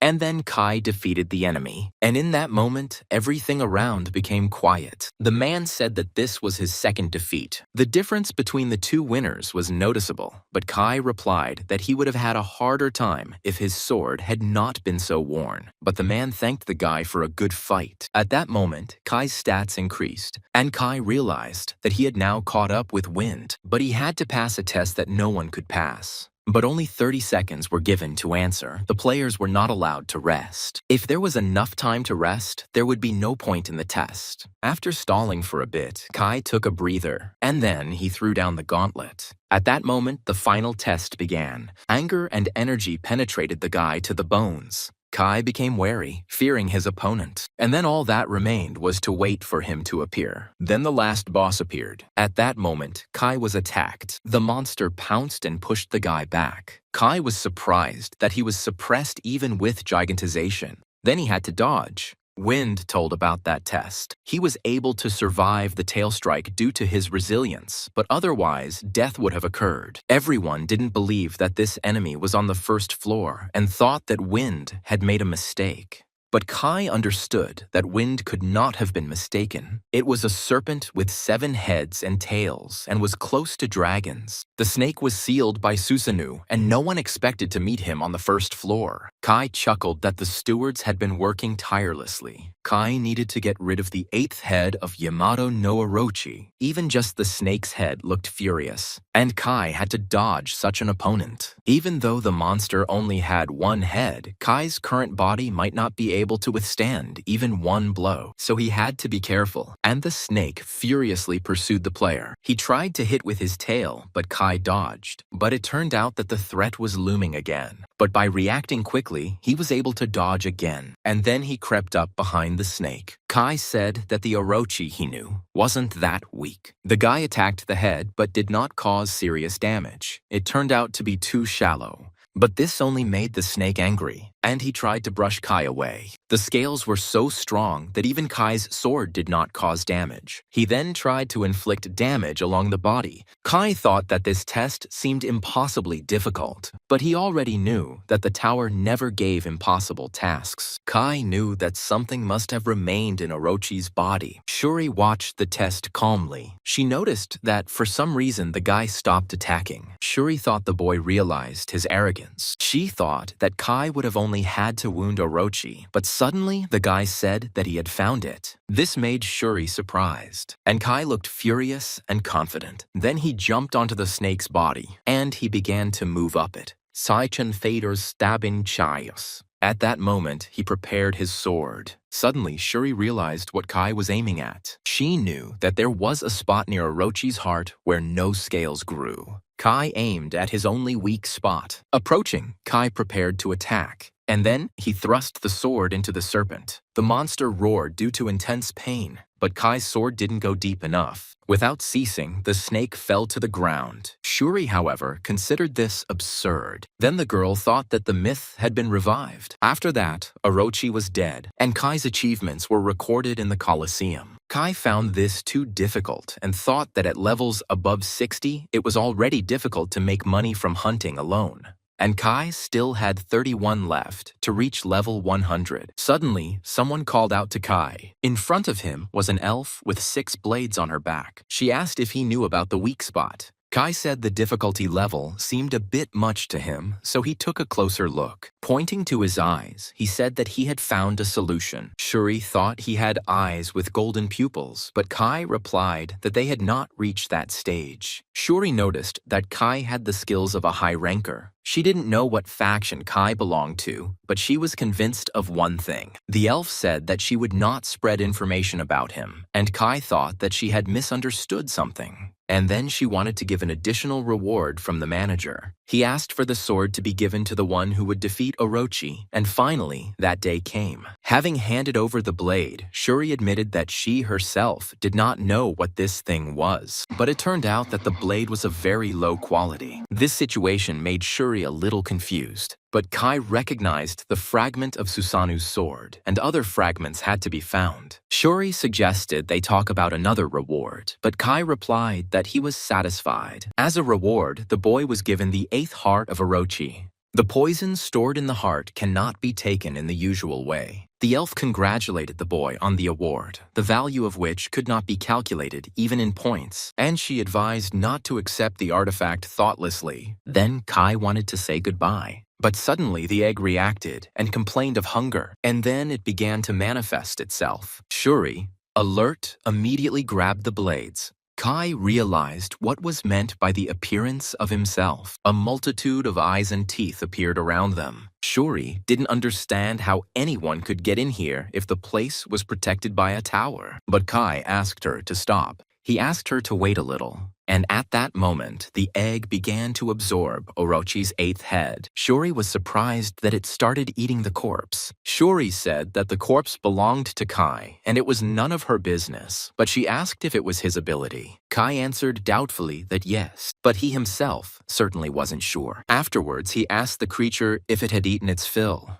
The creature's joy made Kai think it was creepy, but it behaved like a child, and then it began to fall asleep. Kai guessed that the reaction from him appeared now because the egg began to hatch. Shuri asked him if he understood what it was, and Kai did indeed understand a little better. The elf believed him to be a descendant of wind, but now she had her doubts. She said that Kai had a lot of secrets and she would not reveal them. She also hoped to hear news about him from the upper floors. And Kai learned the habit of saying goodbye to those who have passed the tests. Shuri was a naive, yet straightforward, strong, and beautiful warrior. Kai replied that he was glad to meet you. After that, his name rose to the first line. That same evening, everyone was discussing the fact that the ranking of first place had changed for the first time in thousands of years. Everyone was talking about how the newcomer had arrived from some Earth that almost no one had heard of. And everyone noticed that Kai took first place in every test. The 9th floor's challenge was a labyrinth. However, instead of looking for a way, someone broke down the walls. Kai turned out to be such a person. For discovering a new path, Kai was given extra points. The goal of the challenge was to find a way, but Kai made several new passes, which ruined the difficulty for subsequent players. Then he decided it was time to move forward. Seeing the guy, Hephaestus remained silent. And Kai was all beaming with happiness. He happily informed his uncle that a month had passed. Hephaestus was outraged by the guy's impudence and told him to wait. After some time, Hephaestus turned his attention to Kai. He asked Kai if he was hot, and he replied that he was. It was very hot in the workshop, but Kai looked fine. Continuing his work, Hephaestus asked why the final test took 9 days, but Kai evaded the answer. Then Hephaestus became indignant that Kai came for an order but did not answer questions. Kai replied that the labyrinth didn't necessarily have to have just one exit, and that it took time to create new ones. The man said that Kai never acted like ordinary people, and he was interested in how Kai would cope with the next challenges. Kai promised to tell me when he comes again. Hephaestus asked if he would need a new blade for the task, as this was the worst thing he had ever done. He explained that he focused on the materials the armor was made from, so there was no mana conductivity. But it was Kai's order, so Hephaestus said it was the best creation. Kai tried to activate the mana sword skill, but it didn't work. Then he said that he liked it, and for Hephaestus it was also a new experience. Hephaestus said that no one would have thought of such a blade, but suddenly fell silent. Kai handed him a large payment, saying that he shouldn't get used to free things. And then he said that he would come again. Immediately after this, Kai headed towards the portal. Finally, he could go to the double-digit floor. Kai requested to be sent to the 10th floor of Murim. And after just a couple of moments, he was transported there. The ecosystem on the vast continent was created by the existence of strong people, and here the test began immediately. Everyone was trying to recruit players to their team. Each one was trained in martial arts and passed the test of the chosen clan, and because this test was different from others, many players stayed here. Kai thought that this place looked like a bazaar. Suddenly, someone called out to him. A man asked if Kai was a swordsman. He said that it was fate and Kai had to join them. However, Kai didn't want to listen to him. He thought that the big clans were not interested in this place.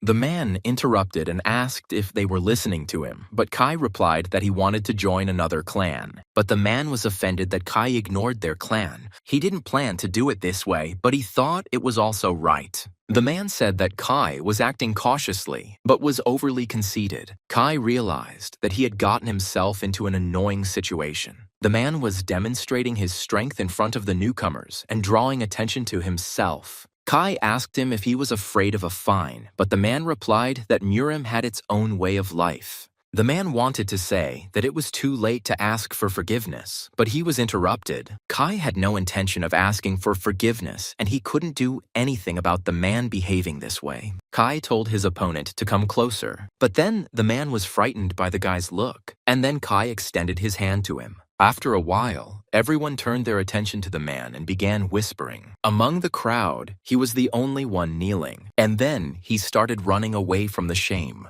He was even shaking a little with shame. 10 days after rising to the floor, Kai was running through the forest. There was no suitable means of transportation in Murim, so people had to move around on their own feet. Getting around in Murim was a big problem. But despite this, Kai almost reached the right place. And after a while, he walked through the forest alone. All that could be heard was the rustling of leaves and Kai's movements. But he knew that someone was watching him. He believed there were about 20 people, but each of them had good skills. The onlookers didn't believe that the guy was simply lost. At that moment, Kai said that there was no need to be so careful because he was not an enemy. And then he asked if this was the base of the divine cult of the heavenly demon. People were surprised that Kai knew where he was going. Kai thought that something similar had happened to jackals before, but this was incomparable. This clan has long competed with the Murim Alliance, a union of the entire Murim world. Hans was a pureblood from the heavenly demon divine cult and had climbed more than 40 floors. From Kai's energy, Hans concluded that he was not some kind of rabble. He then asked Kai to state his name, floor, and demonstrate his skills if he wanted to join.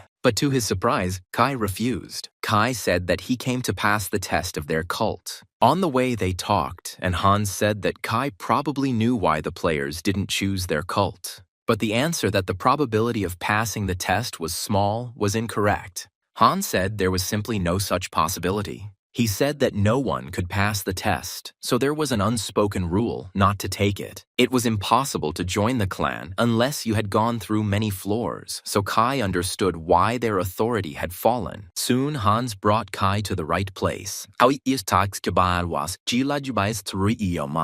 Then Kai took over the disposition, and if they go the wrong way, they will fall under the influence of illusion. Hans explained that they had to be careful or they would get lost, but Kai already knew that. Hans asked to be careful and follow them, but it turned out that Kai was no longer around. Kai moved, using his fiery eyes. They paved the way for the boy to follow, but he got confused several times at the crossroads and no longer understood how long the road was. But suddenly Kai noticed something. There was a fork in the road ahead. But he saw that both paths were real. Even though both paths were real, Kai hesitated. But suddenly, he felt the wind from the left, so Kai decided to go in that direction. And the further he walked, the more the surroundings changed. Until finally, a small building appeared ahead. Inside it sat a gray-haired man. Kai immediately recognized the living legend of the world of Murim. It was a ranker who lived long before the world of Murim entered the tower. Then the first test of the cult was passed by Kai. The guy was surprised that the door was closed, but the wind was blowing through the room, so Kai assumed that he was not actually standing in the room.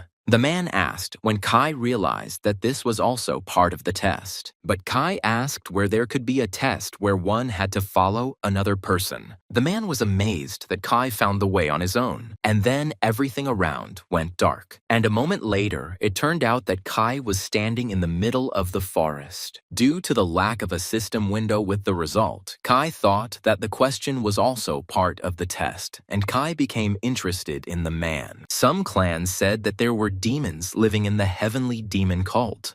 But this was nonsense, because Kai found himself in an ordinary village. Suddenly, Hans became indignant and asked how Kai ended up there. Kai didn't want to waste time on the story and simply said that he got there first. Understanding the boy's reaction, Kai replied that how he walked didn't matter. Kai said that he was tired from the road and asked if the cult would provide the test subject with accommodation. Someone was outraged that this didn't make sense, and Hans said that even he, having been in the cult for 50 years, had followed a learned path, and one could only guess what Kai was actually doing. Soon, Kai was taking a bath. At that moment, he could finally relax from the road for a while. but suddenly I decided to inspect the premises. He thought that many would want to join here if the test were easier. But because of the leader's stubbornness, Kai thought there was a reason for it. Kai was thinking that his work was certainly not in vain, when suddenly the egg revealed itself. For some reason, it reacted to the heat and began to move. Kai had previously been told that, according to rumors, the test in this cult was impossible to pass, but the reward there was exorbitant.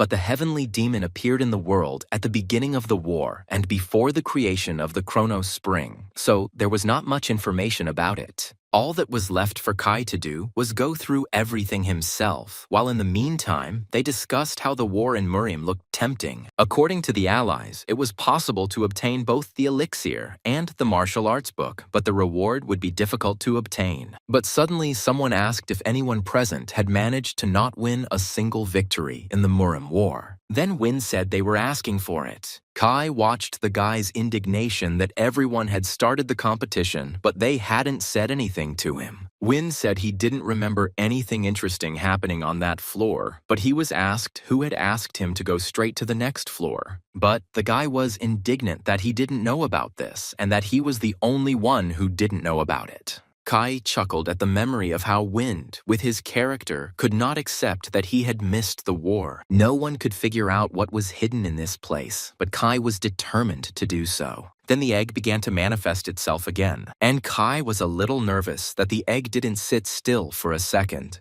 About a month ago, a few days after clearing the Colosseum, Kai was examining the egg. He noticed that the size had increased several times. The egg was suspicious and had the patterns of the outer god, but Kai was convinced of one thing. It was indeed the egg of the outer god. Kai wasn't sure what the creature would look like when it hatched, even though he had fought them many times. Then Kai thought that if the others were with him now, they could discuss this together. And Kai wondered whether to keep the egg alive or not. But suddenly the egg nodded at his words. Because of this, Kai realized that the rest of the time the egg ignored him. And this made the guy a little angry. And then he said that it was no good and apologized. But the boy's actions scared the egg, and when Kai swung his sword, it even screamed. But nothing happened at that moment. As Kai expected, nothing happened then. Kai knew that the creature could have released its power like that, but it did not, which meant it recognized Kai as its master. At that moment, Kai didn't understand whether he couldn't strike or whether he was not allowed to. From that moment until now, Kai has been watching the egg. When asked if the egg liked being in the water, it nodded. Just as Kai was surprised that it was responding, the egg immediately began to fall asleep. Then he was indignant that the egg slept for the whole month, but in the end, only said a couple of words. After this, Kai was again left wondering whether he had accidentally entered a tiger's lair. The next day, everything happened in the divine cult of the heavenly demon. Inside, a meeting of the 4 heavenly lords was being held. They discussed how, for the first time in 30 years, someone had challenged them, but the Lord of Fists corrected that 34 years had passed. When asked who Kai was, the Tao Lord only expressed indignation that one could not be so disinterested. But the Blade Lord demanded to stop chatting and tell about that man. But upon hearing that Kai had turned the ranking upside down, the man replied that rumors were always exaggerated. However, according to other lords, the records in the tower did not lie. The first one asked to start was the Lord of the Spear. At that moment, many people began to approach him, and after that, they all gathered around the lords. Showing respect, they bowed their heads before them. Then the door to the temple opened. Everyone was on guard, expecting to see Kai. Everyone immediately realized that the guy didn't show the slightest bit of excitement about the presence of the lords. Kai immediately recognized 4 lords who had achieved success in their field. But someone said that nothing less could be expected from Kai. They asked to start the second test immediately, but suddenly someone interrupted everyone. The man apologized for interrupting, but he had a request. In front of everyone, he asked to check Kai. The lords thought about it, and almost immediately they gave the man their go-ahead. The fine was imposed only for visible aggression, which means the man was very strong. Then Kai decided to try something. He said it didn't feel like an official test. The Blade Lord agreed with this and decided to offer a reward. In front of everyone, the Lord said that as a reward, he would give one of their medicines, a scarlet blood pill. This made Kai grin. And saying that it suited him, he grabbed the sword. Due to the test, some of Kai's opponent's restrictions were lifted. The atmosphere around them immediately became tense. Even though the opponent was penalized, Kai still considered the challenge too difficult. After all, people of the level of heavenly lords were speaking out against him. While Kai was thinking that he didn't expect this, the enemy turned to him. The man said that Kai passed the first test. The opponent's speech was interrupted because Kai assumed that the man had not received such recognition. Kai chuckled and hinted that the opponent was not as outstanding. This made the man lose his temper, and then he rushed furiously into battle. In an instant, he was able to reach Kai, but despite his speed, Kai dodged the blow. Then the man was once again surprised by the boy's abilities, but Kai remained just as calm. After that, Kai constantly kept his defense and did not attack. The man then admitted that he had been unable to obtain a confession. The man said that he spent his whole life trying to pass this test. Time after time, he steeled himself in battle and issued a challenge, but he did not understand why the stranger was able to pass the test. The man asked who Kai was to receive a confession, but Kai only said that the man was no longer a child. Then he finally drew his sword,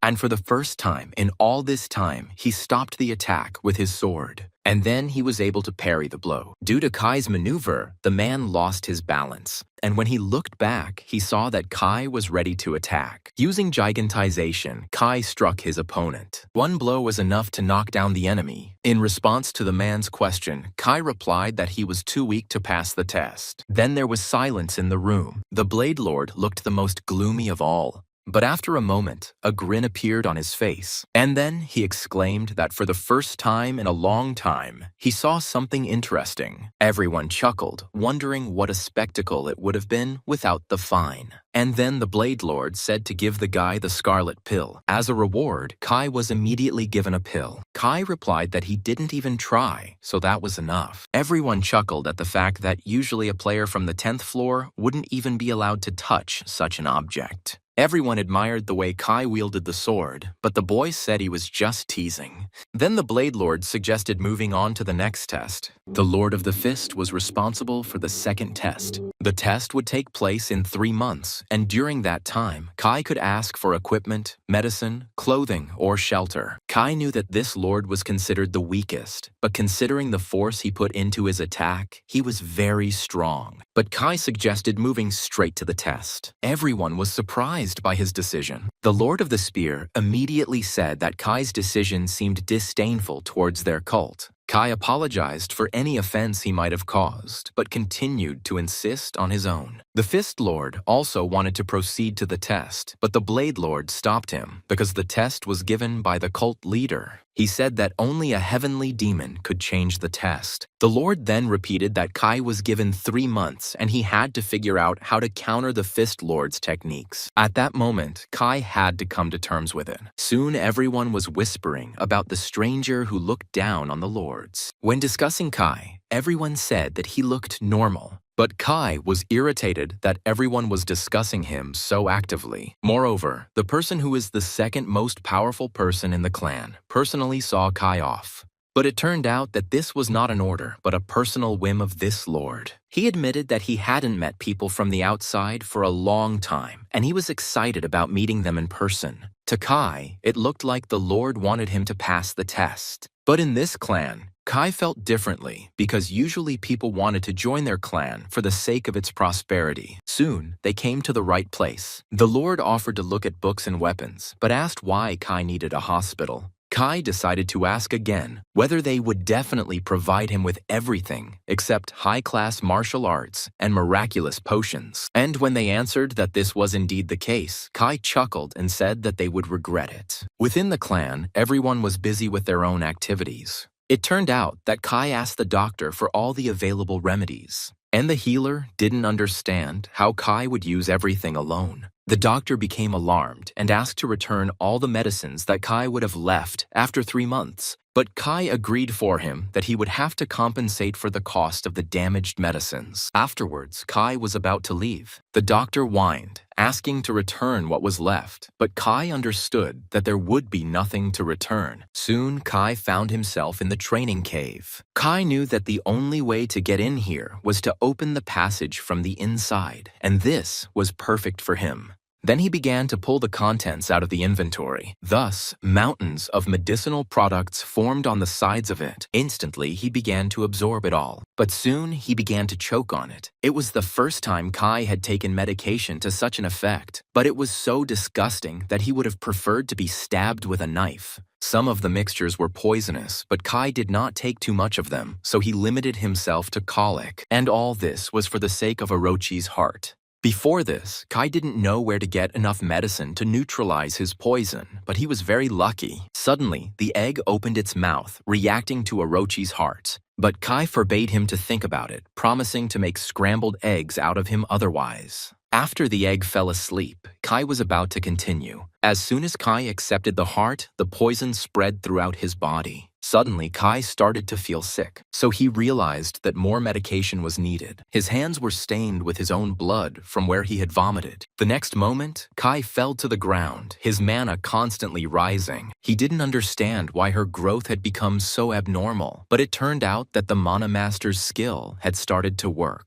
Then Kai thought that he could absorb all the mana from Orochi's heart. As Kai continued to eat the medicine, he didn't think it would be so difficult. And then he realized that this would take him a lot of time. A month later, someone came to that cave. People were surprised that it felt as if Kai would sit in the cave for the entire 3 months. Hans thought everyone wanted to learn secret fighting techniques, but Kai's actions were unclear. To warm up, the Lord of Fists trains every day, but what was Kai doing? It was also unclear why Kai needed the herbs, but suddenly Hans noticed something. Then the entrance to the cave opened. The one who came out of it asked if they had come to meet him, but the warriors were surprised to see Kai. Soon, Kai was eating the food offered to him. The others watched him silently. He was asked if he was hungry and was told that there were supposed to be cereal balls in the cave. But after taking more and surprising the others, Kai replied that he didn't want to eat something tasteless. Then the men were surprised that Kai had been eating herbs all the time, but there were no signs of injury or poisoning. Suddenly Hans realized. He knew that some items were not to be consumed because of the poisons they contained, but with antidotes, they could be taken.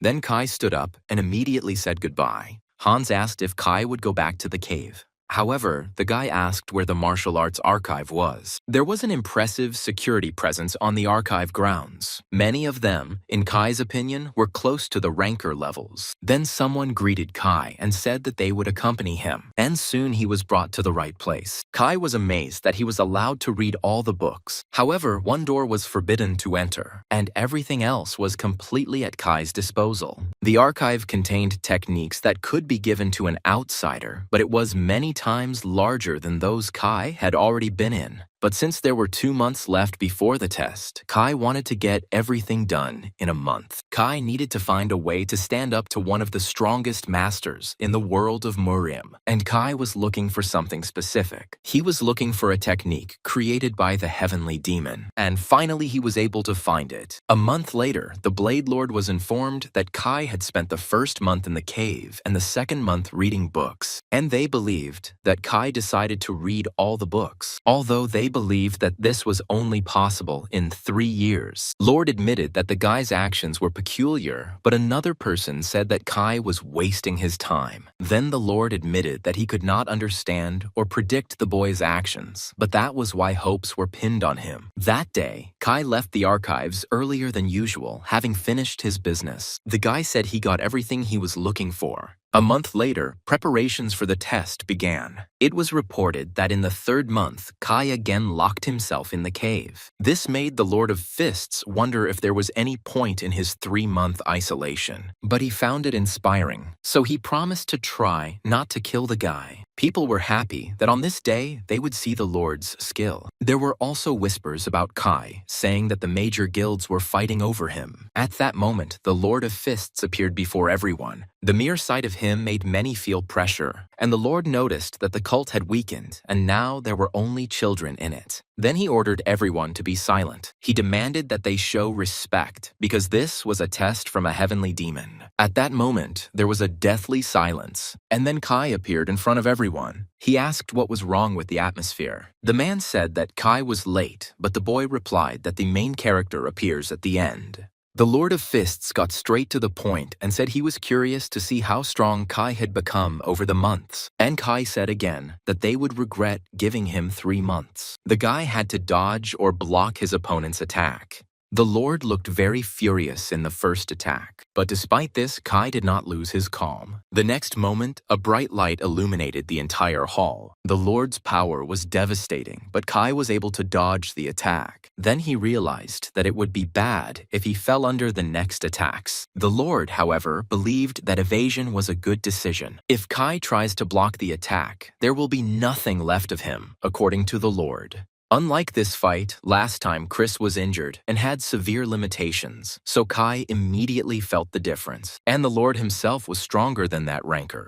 The next moment, the Lord's fists became faster. Thanks to his eyes, Kai was able to dodge. But after the last attack, the Lord froze for a moment, and then he released all his energy. However, he was indignant that Kai dodged again. He thought it was because of Kai's skill. Red eyes. Then the Lord understood why Kai was so confident. He could predict. He chuckled at how ridiculous it seemed. The man exclaimed that martial arts are more than just auxiliary skills. And then he swung. And this time, the man believed that Kai would not be able to dodge. But others felt the attack would cause damage beyond the hall. At that moment, they decided to create a protective barrier. But Kai became wary of their actions. He guessed that something was about to happen. Hoping that the attack's long range will make it less powerful, Kai decides to block the attack. The man thought that this might be the right decision. But he said that Kai had run into the wrong opponent. At that moment, the third attack began. She was so strong that she affected everything around her. The attack nearly injured some spectators. Everyone was surprised by the power of the divine rank. But Kai was able to withstand that blow and was able to pass the test. The guy thought that such strength was consistent with a player climbing a tower. Although Kai was able to block, he acknowledged his opponent's strength. The Lord assumed that it could be blocked, but to his surprise, Kai was still standing on his feet. This made him grin. And then he asked if Kai would like to continue. Kai immediately realized that the man was serious. There were restrictions around him, but that was exactly what Kai was looking for. Then the man was surprised by the boy's sudden strength. Although Kai said that it couldn't be called the power of a heavenly demon, but only an incomplete shell. But the Blade Lord knew that even in its base form, it was the beginning of a heavenly demon. And now, no one could imagine what else Kai was capable of. Then Kai said that he would make the first move for the Lord of Fists. After that, he attacked. At that moment, Kai had already withstood the Lord's 47th technique. The Lord immediately noticed that he was uncomfortable fighting against the heavenly demon's martial art. But he noticed that Kai's unfinished technique was weakening. When the man said that they would fight fairly, Kai chuckled, not expecting to hear that from a rancor. At that moment, there were already 59th sustained technique. Kai noticed how the difference between their strengths had increased dramatically. The boy suggested that the technique was weakening, and the man chuckled that he should be ashamed that the fight was going on for so long. But the Lord believed that the battle would soon end. Kai immediately noticed that the man's fine had increased, meaning the technique would be more powerful. But Kai's stamina began to run out, so he became weak. Because of this, he had to use the Mana Ball skill. But this did not stop the Lord, and he prepared his fist for a new blow. The next moment there was an explosion. In the midst of that chaos, the Lord of Fists remained standing. The Lord considered Kai to be abnormal, considering that he fought with the Lord after barely reaching the 10th floor. But at that moment, he decided to end it all, and he thought that he was also crazy for enjoying the fight. Because of his attack, the Lord was fined again. Then he shouted at Kai to attack him. But Kai was already quite exhausted from the battle. The Lord asked why Kai was standing and where his arrogance had gone. At that moment, Kai was open to attack. He took the hit and was able to withstand that technique. But immediately after this, another blow followed. Kai managed to dodge it, and the Lord thought that things were now becoming more fun. But Kai wasn't so happy because he couldn't counterattack because he wouldn't be able to withstand the blow. But the Lord told the boy that there was no point in acting weak when they were just starting out. He asked Tak if Kai would continue to dodge. But a protracted fight was not beneficial for Kai, so it was necessary to finish. Kai just needed to close the distance and force the enemy to stop attacking. Because of this, he used gigantization again, and so he was able to intercept the Lord's fist. Due to the large difference in strength, Kai's strength points were temporarily converted into stamina points. But such a step cost Ki his one arm, which was now damaged. But now he did what he wanted. He stopped the enemy and found a loophole for himself. The Lord was surprised that the boy was able to block the attack from such a distance. But then he noticed Kai's sword. At that moment, the guy had already struck. At that moment, a small amount of the Lord's blood was spilled, and Kai was completely exhausted. One arm was damaged, and he would no longer be able to use it in combat. And the Lord was amazed that he had shed blood in the duel. He chuckled and realized that he had given Kai the opportunity to attack. If they had continued, the Lord would have won, but it was a test, not a duel, so Kai's victory was recognized. Everyone considered it a real miracle, but the other lords were calm. The Blade Lord thought that perhaps Kai was worthy.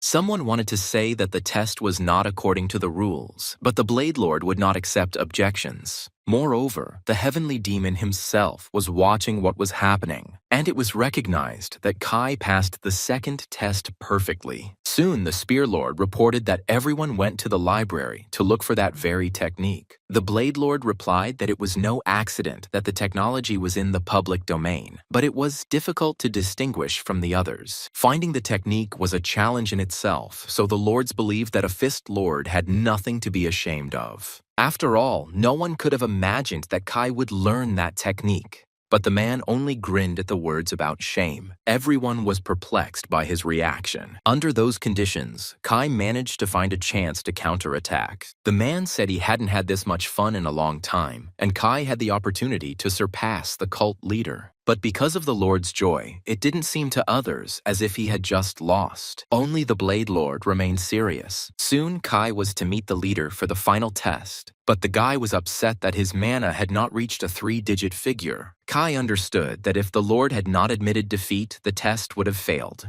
But now it was not so important for him because the second test had been passed. Kai recalled how the doctor was outraged by the lack of medicines because even the merchants did not come to them. But now Kai had a rank A heavenly demon skill, and in the next test, Kai will have to personally meet the head of the cult. At that moment, someone knocked on his door. It turned out that Kai had already been called. Soon, Kai came to the headman's main palace.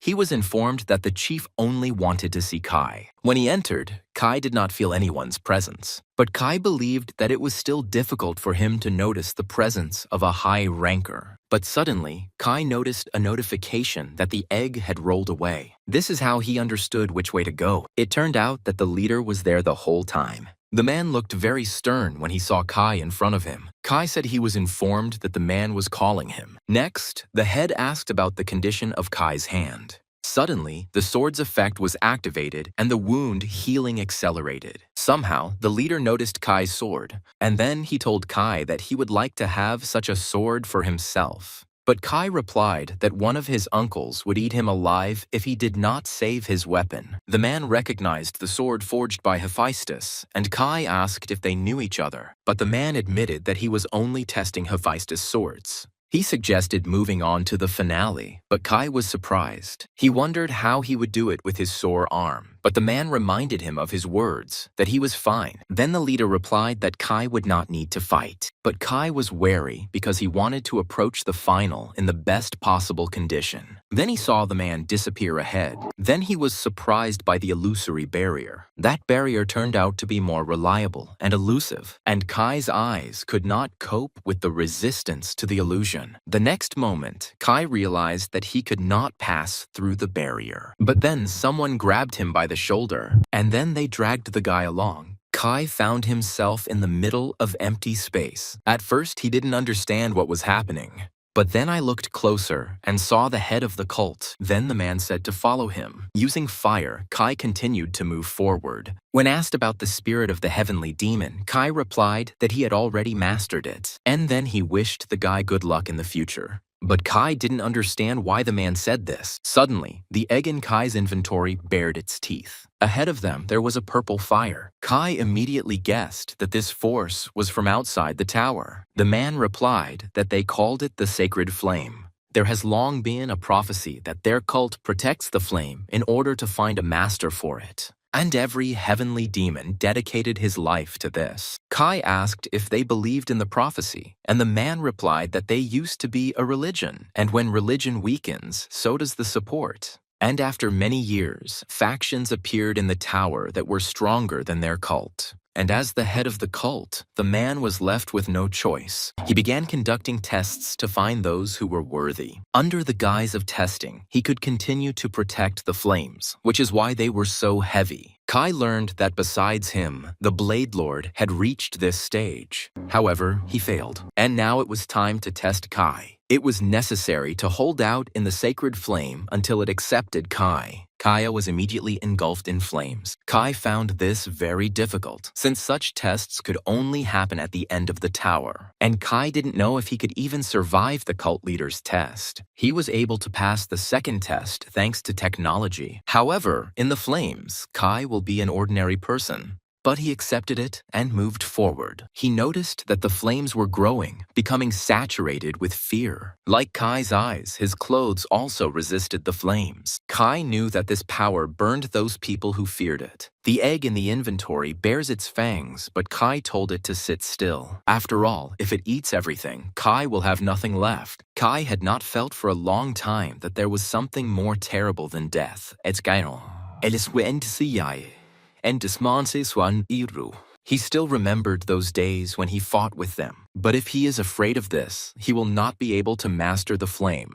At that moment, his gaze gained confidence. Then Kai said that if the flames were an external god, he was already sick of them. Leaving behind his sword and a broken world, Kai returned to the past to set things right. That decision had been made by Kai and his comrades many times. And from that moment on, Kai continued to move forward towards his goal and became stronger. Kai said that he came back to defeat them. Then the flames above him began to thicken. It burned, but Kai tried to resist it. Then the stone in Kai's gloves also activated, and suddenly the test was passed. The skill changed, and Kai also received a reward. As Kai thought about what he assumed would be a fight, he felt his eyelids grow heavier. The cult leader thought the boy had given up since the flames were dying down so quickly. But suddenly, he was surprised. Then he saw that Kai had survived. But the sacred flame no longer returned to the man. It was near Kai. He asked Kai what happened with the test, but not having received an answer, he was surprised again. Right next to him, Kai lost consciousness. Several days later, the man reflected on what had happened. He couldn't believe that Kai actually received the sacred flame. At that moment, Kai finally arrived. In their conversation, Kai said that the man no longer had to stay here since he had fulfilled his duty. But the man admitted that he was worried about going somewhere else. They also discussed the title of deputy head, which Kai could take, and joining the clan wasn't necessary.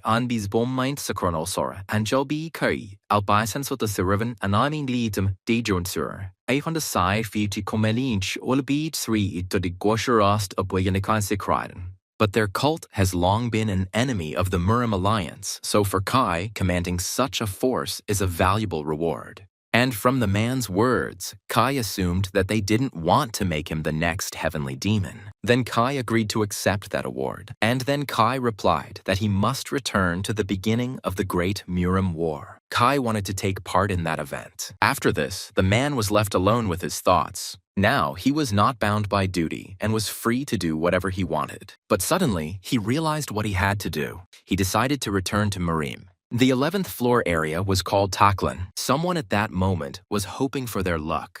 player Halloman hoped that this time he would have luck, and when the distribution of commands appeared, he began to check them. However, the guy was disappointed. Many of the names on his team were new to him. Then he decided to check out another team. But the second team only had strong players. Halloman continued to struggle. He unexpectedly saw Kai's name on the list, but he understood that even with him, it would be difficult to win. Kai had no luck either. Arriving at the tavern, Kai immediately heard the customers' discontent. Kai saw that all the famous people were put on Team B, and he was on Team A. This was childish and irritated Kai. The overseer on this floor was a man from Olympus, and perhaps this was their way of taking revenge on Kai. Afterwards, Kai headed towards the cellar. He asked if there were any rooms available. The man was surprised to hear that Kai didn't care about the price. Kai also wanted to exchange currency, and then he laid out on the table more than 300 Asgardian bills worth 1,000 points. Kai asked to take into account the commission and convert everything into points, and the man immediately agreed to fulfill the request. Having received the points, Kai immediately called for a 6. Kai thought the 6's appearance was terrible, but it was better than the jester.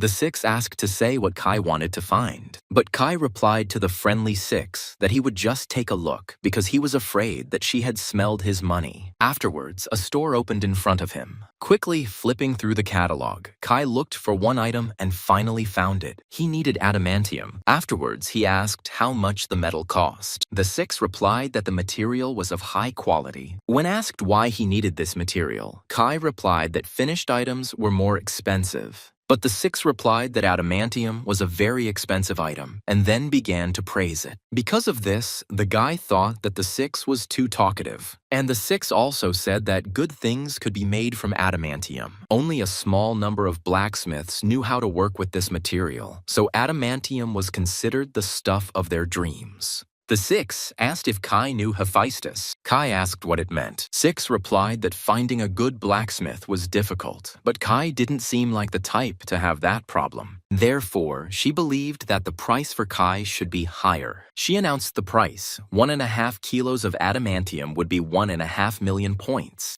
but Kai didn't have that much money. Then the 6 suggested taking out a loan at 10%. Kai replied that there was no choice, and the 6 continued that it was a wise decision. After closing the store, Kai said he would buy somewhere else. 6 offered to give a discount, but Kai believed that he could do without this material for now. Kai started talking about auctions, other floors, or buying another item, which made the 6 nervous. That's why Kai asked to forget about everything. The 6 was annoying, so he had to repeat it. Kai had no intention of bargaining anymore. Then the 6 began to lower the price, but Kai continued to refuse. Kai offered to pay no more than 850,000. It is unknown when such a buyer will appear again. Then the 6 offered 900,000. But from Kai's face, the 6 understood that he would not pay anymore. Then Kai managed to buy adamantium below the market price. However, he noted that the outgoing 6 were not delighted. Because he didn't know what the test would be, Kai couldn't go there without the dark stone.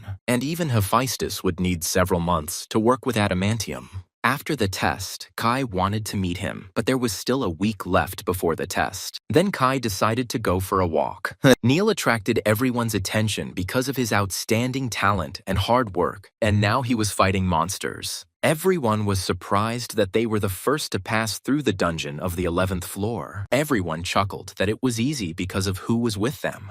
But Neil told everyone to hurry up so they could rest before the test. Everyone thought that there was no point in preparing for the next test, but they remembered that Kai was on the opposite team. Even though everyone said that bad luck had ruined everything for Kai, Neil told them not to relax. Because of the captain's reliability, everyone agreed with him. Neil had never seen Kai, but he kept hearing about him. Everything around only confirmed Kai's abilities, but Neil's thoughts were interrupted by someone's energy. Then he was very surprised. He immediately ordered everyone to stop. There was a burnt body in front of them. Everyone immediately decided that the monster had died on the ceiling. Deciding to check, someone decided to climb up. That man turned out to be Neil. After Neil's blow, the monster fell to the ground. These were the remains of the dungeon boss. It was strange that the monster was burned, but there were no traces of fire around. But Neil discovered that the monster's skin had been softened by the fire and that it had then been stabbed to death.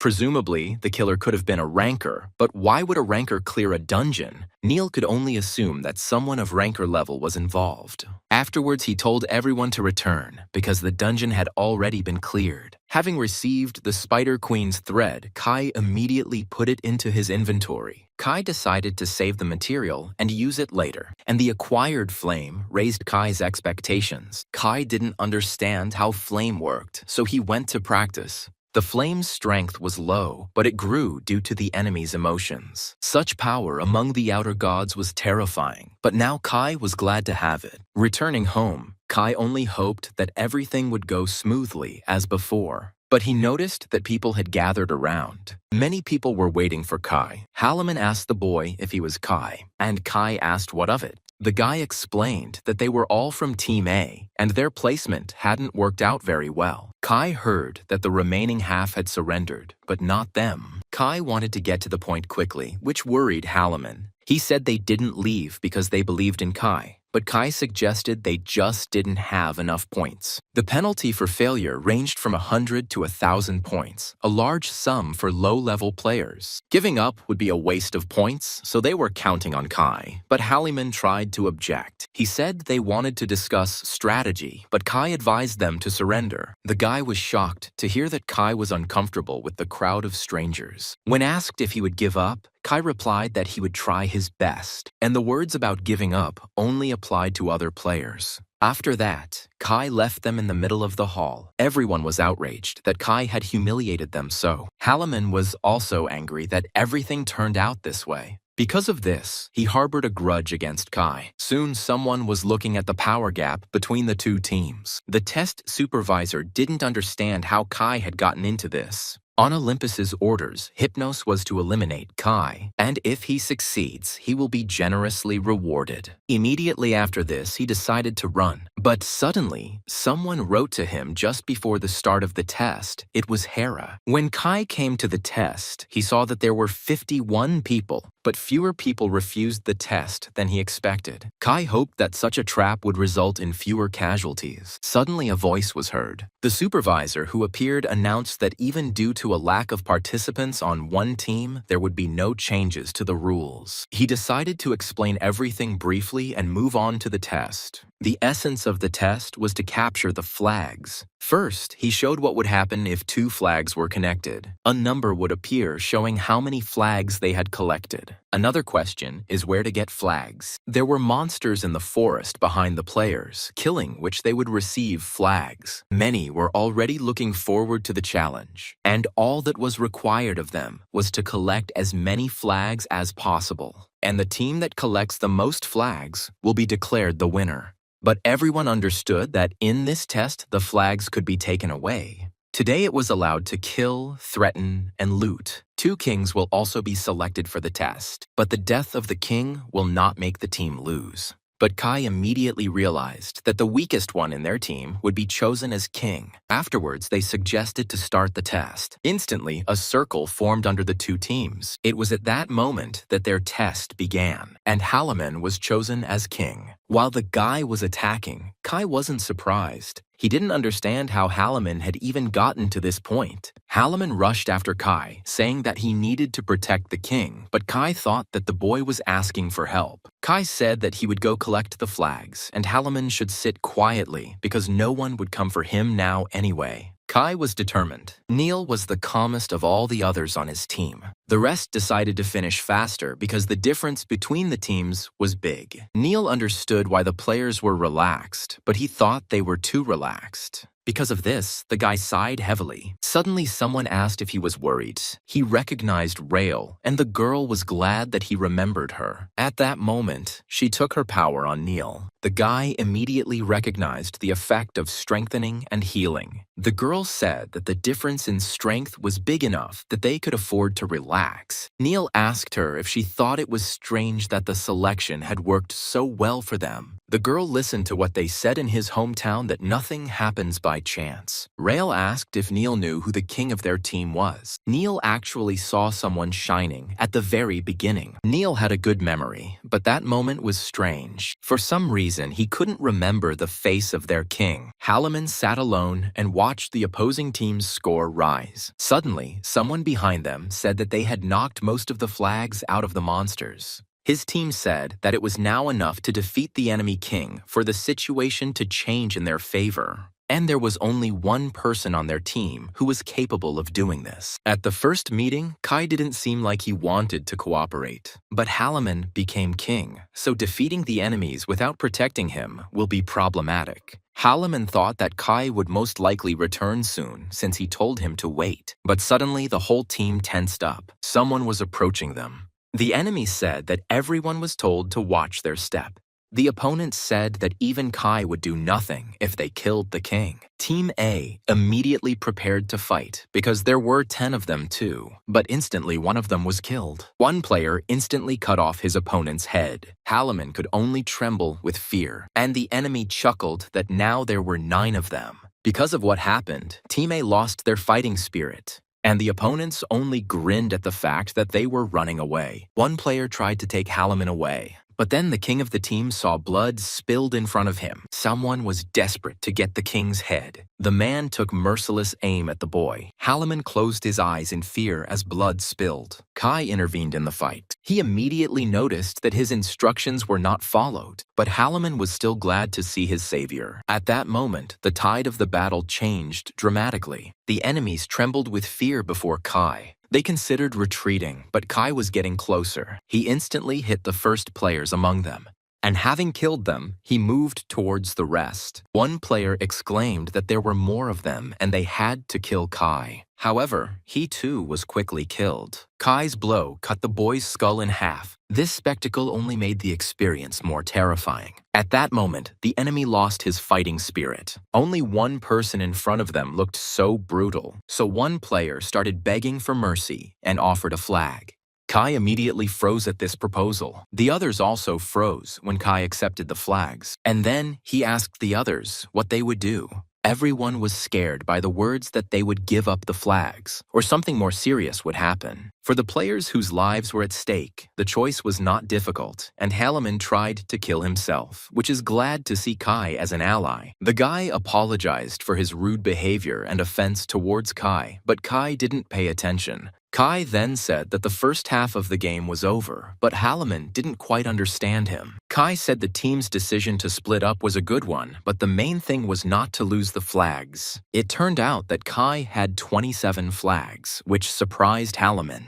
Having counted his flags and the team's flags, Kai noticed that the number was starting to decrease. Flags were being taken away. Kai then announced that opponents would now find it more effective to hunt players. Kai said that people would probably still come for the king, but the guy was afraid that they were talking about him. But Kai sternly asked if they had another king. Afterwards, Kai said not to leave him because without the king, even he would have a hard time winning. Addressing the guy by name, Kai once again reminded him not to go further than 20 meters. Team B was upset that someone was giving flags to Kai. Neil thought it was pathetic that they ran away when it was 10-1. But this meant that even if they split into groups, they could be defeated. Suddenly, Rael intervened and said that Kai would most likely protect the king since he had met him. Then the girl said to contact every skilled player. Neil was surprised that she wanted to move to that strategy, but the girl said that despite the losses, their team still had an advantage. No one has any other suggestions left. At that moment, everything was decided. Rael suggested catching Kai and the king at once. Kai continued to defend the king and take away the flags. Halloman noted that it was not a competition between two teams, but 10 people against Kai. Suddenly, Kai thought about something. He had 100 flags, but it was too early to give them to the king. So far, everything has gone smoothly, but if the king is killed or the flags are taken away, everything will get worse.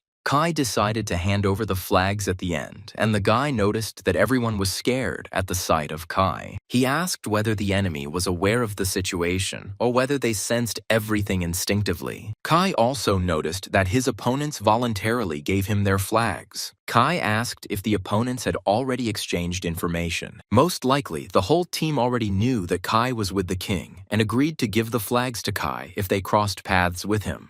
Halliman didn't see the point, but Kai suspected something. Suddenly, Kai noticed something, and the next moment, he intercepted the arrow. A little more, and the king would have been killed.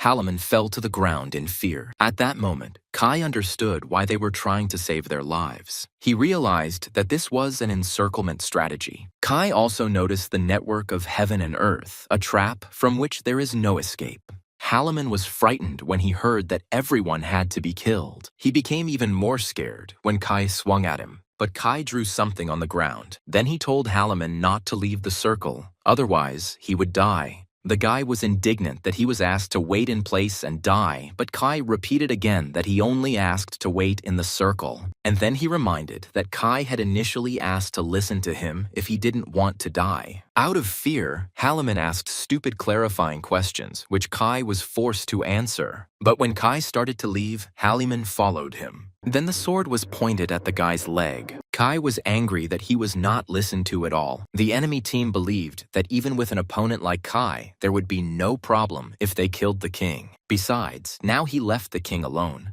Then some guy told everyone to disperse. The guy thought that there were so many celebrities on their team that the guilds must be keeping an eye on them. And the guy hoped to defeat Kai. The spear was launched perfectly, but suddenly it froze. Afterwards, it turned in the opposite direction. And the next moment, a man from Team B was already killed. No one even had time to react to this, and many of them were immediately attacked. With the help of his skill, Kai was able to get close to his opponents and attack undetected. It took everyone by surprise. Kai asked the last survivor where Neil was. The other team already knew that Kai had been lost from sight. But suddenly Kai appeared behind one of them. Kai said they had used a good strategy, but they were so few in number that they couldn't even survey the perimeter. But someone asked again whether there really weren't enough of them.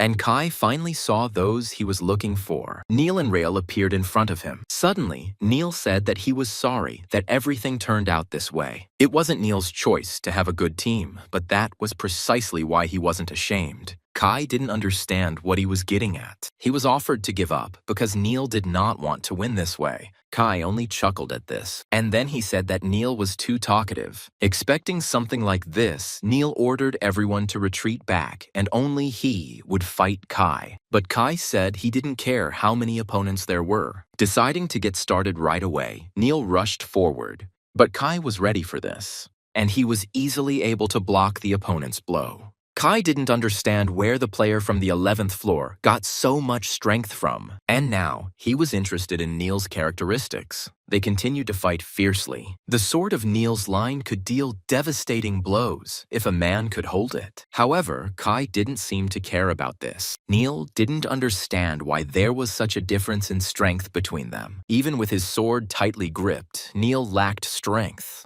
Then he decided to gather all his strength in one blow and dealt the most crushing blow. However, Neil suddenly noticed an increase in characteristics. He asked what kind of cowardly move that was. Rael said that Neil couldn't win even with the boost, and the opponent was determined to finish. But Neil didn't understand her. Then he decided to look back at Kai. At that moment, he saw a purple flame around the guy, the same flame that Neil saw in the dungeon, and Neil was sure it wasn't a coincidence. He was sure that Kai was in the dungeon, but the technique was not similar to what Kai used back then. Neil understood that with his current strength, Kai would not be able to clear the dungeon on his own, and Neil no longer understood whether he was imagining it or not.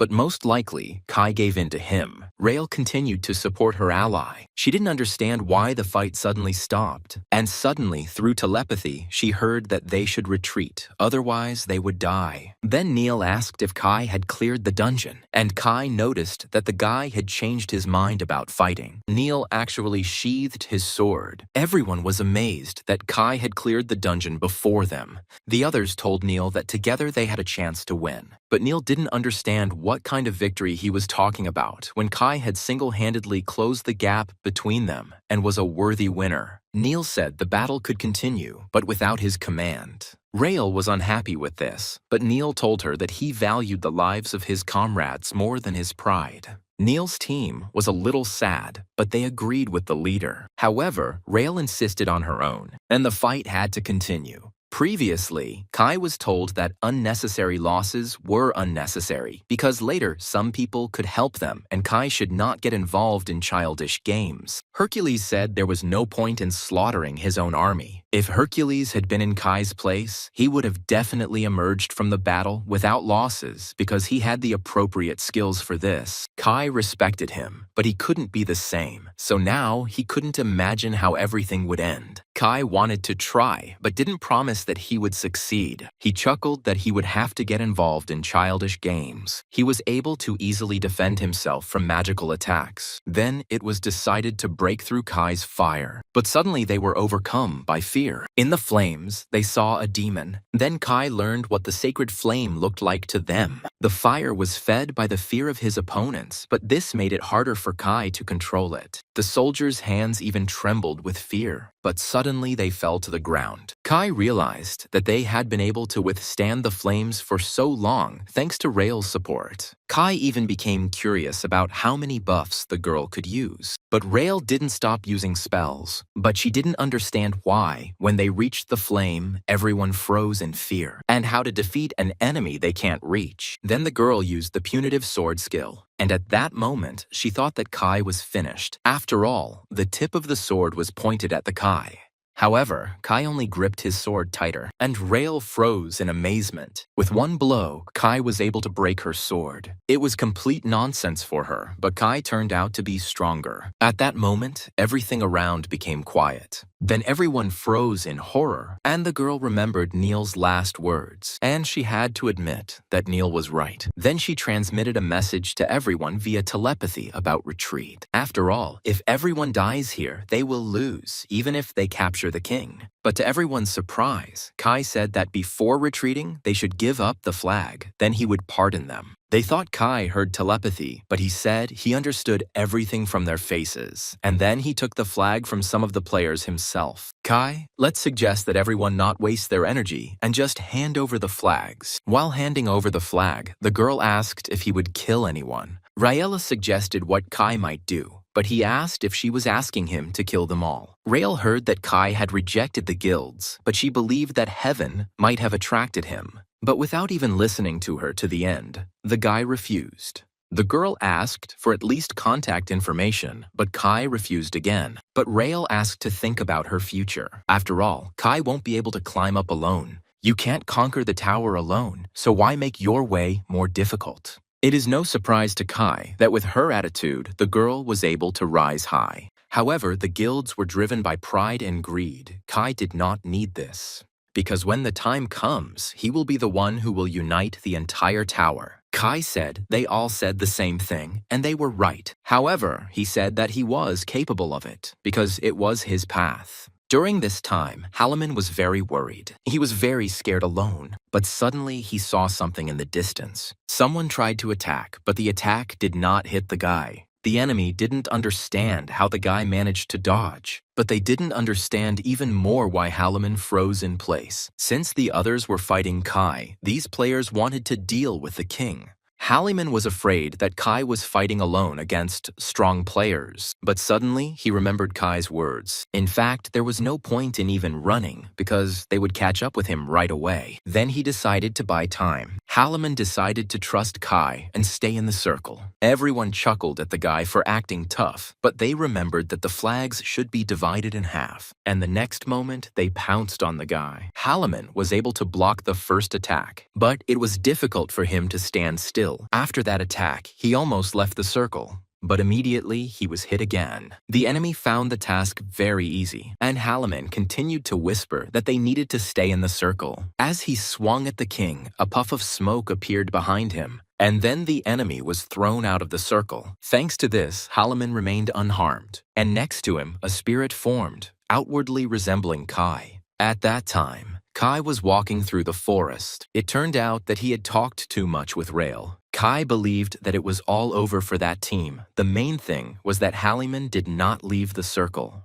But Kai had another task ahead of him. The guy told someone that he could now show himself. Then Kai was asked how long ago he had noticed it. Then the king said that Kai was smart and the rumors were not lying. The enemy thought that Kai had an interesting ability because his skill deliberately burned the targets. Suddenly, Kai asked the man what the examiner had forgotten during the test. It turned out that Kai could clearly see his face. It was because of the guy's special eyes. The enemy was constantly amazed by Kai. In fact, he had expected Kai to look for the king once the trial began. But Kai surprised him. He almost completely beat Team B. Kai knew that Hypnos was known for his illusions, and apparently Kai had really pissed off Olympus. Kai chuckled that Hypnos' illusions were useless. This surprised the enemy. Hypnos knew that another player would have already fallen asleep, but Kai had great stats. Hera ordered Kai's death, and Hypnos thought that sending rankers after him was too much. But it turned out that Kai was not so simple. At that moment, darkness covered everything around, and some of Kai's abilities were activated. Hypnos once again tried to put Kai to sleep, and he noticed that now it was harder for Kai. He told the boy not to resist sleep. At that moment, Kai's eyes closed, and Hypnos closed the distance between them. Then he took out the prepared dagger. He said that it was not fitting for Olympians to condescend to people like Kai. But now, Kai had no chance to brag because he would die, and he prepared to cut the neck. But suddenly Kai attacked. This surprised Hypnos. It turned out that Kai was pretending, but Kai replied that it was not for Hypnos to talk about this. Although, in his opinion, the story about the naive examiner is funny. And now Kai had the advantage. Having prepared his sword, he said that Hypnos had lost. The night did not belong only to Hypnos.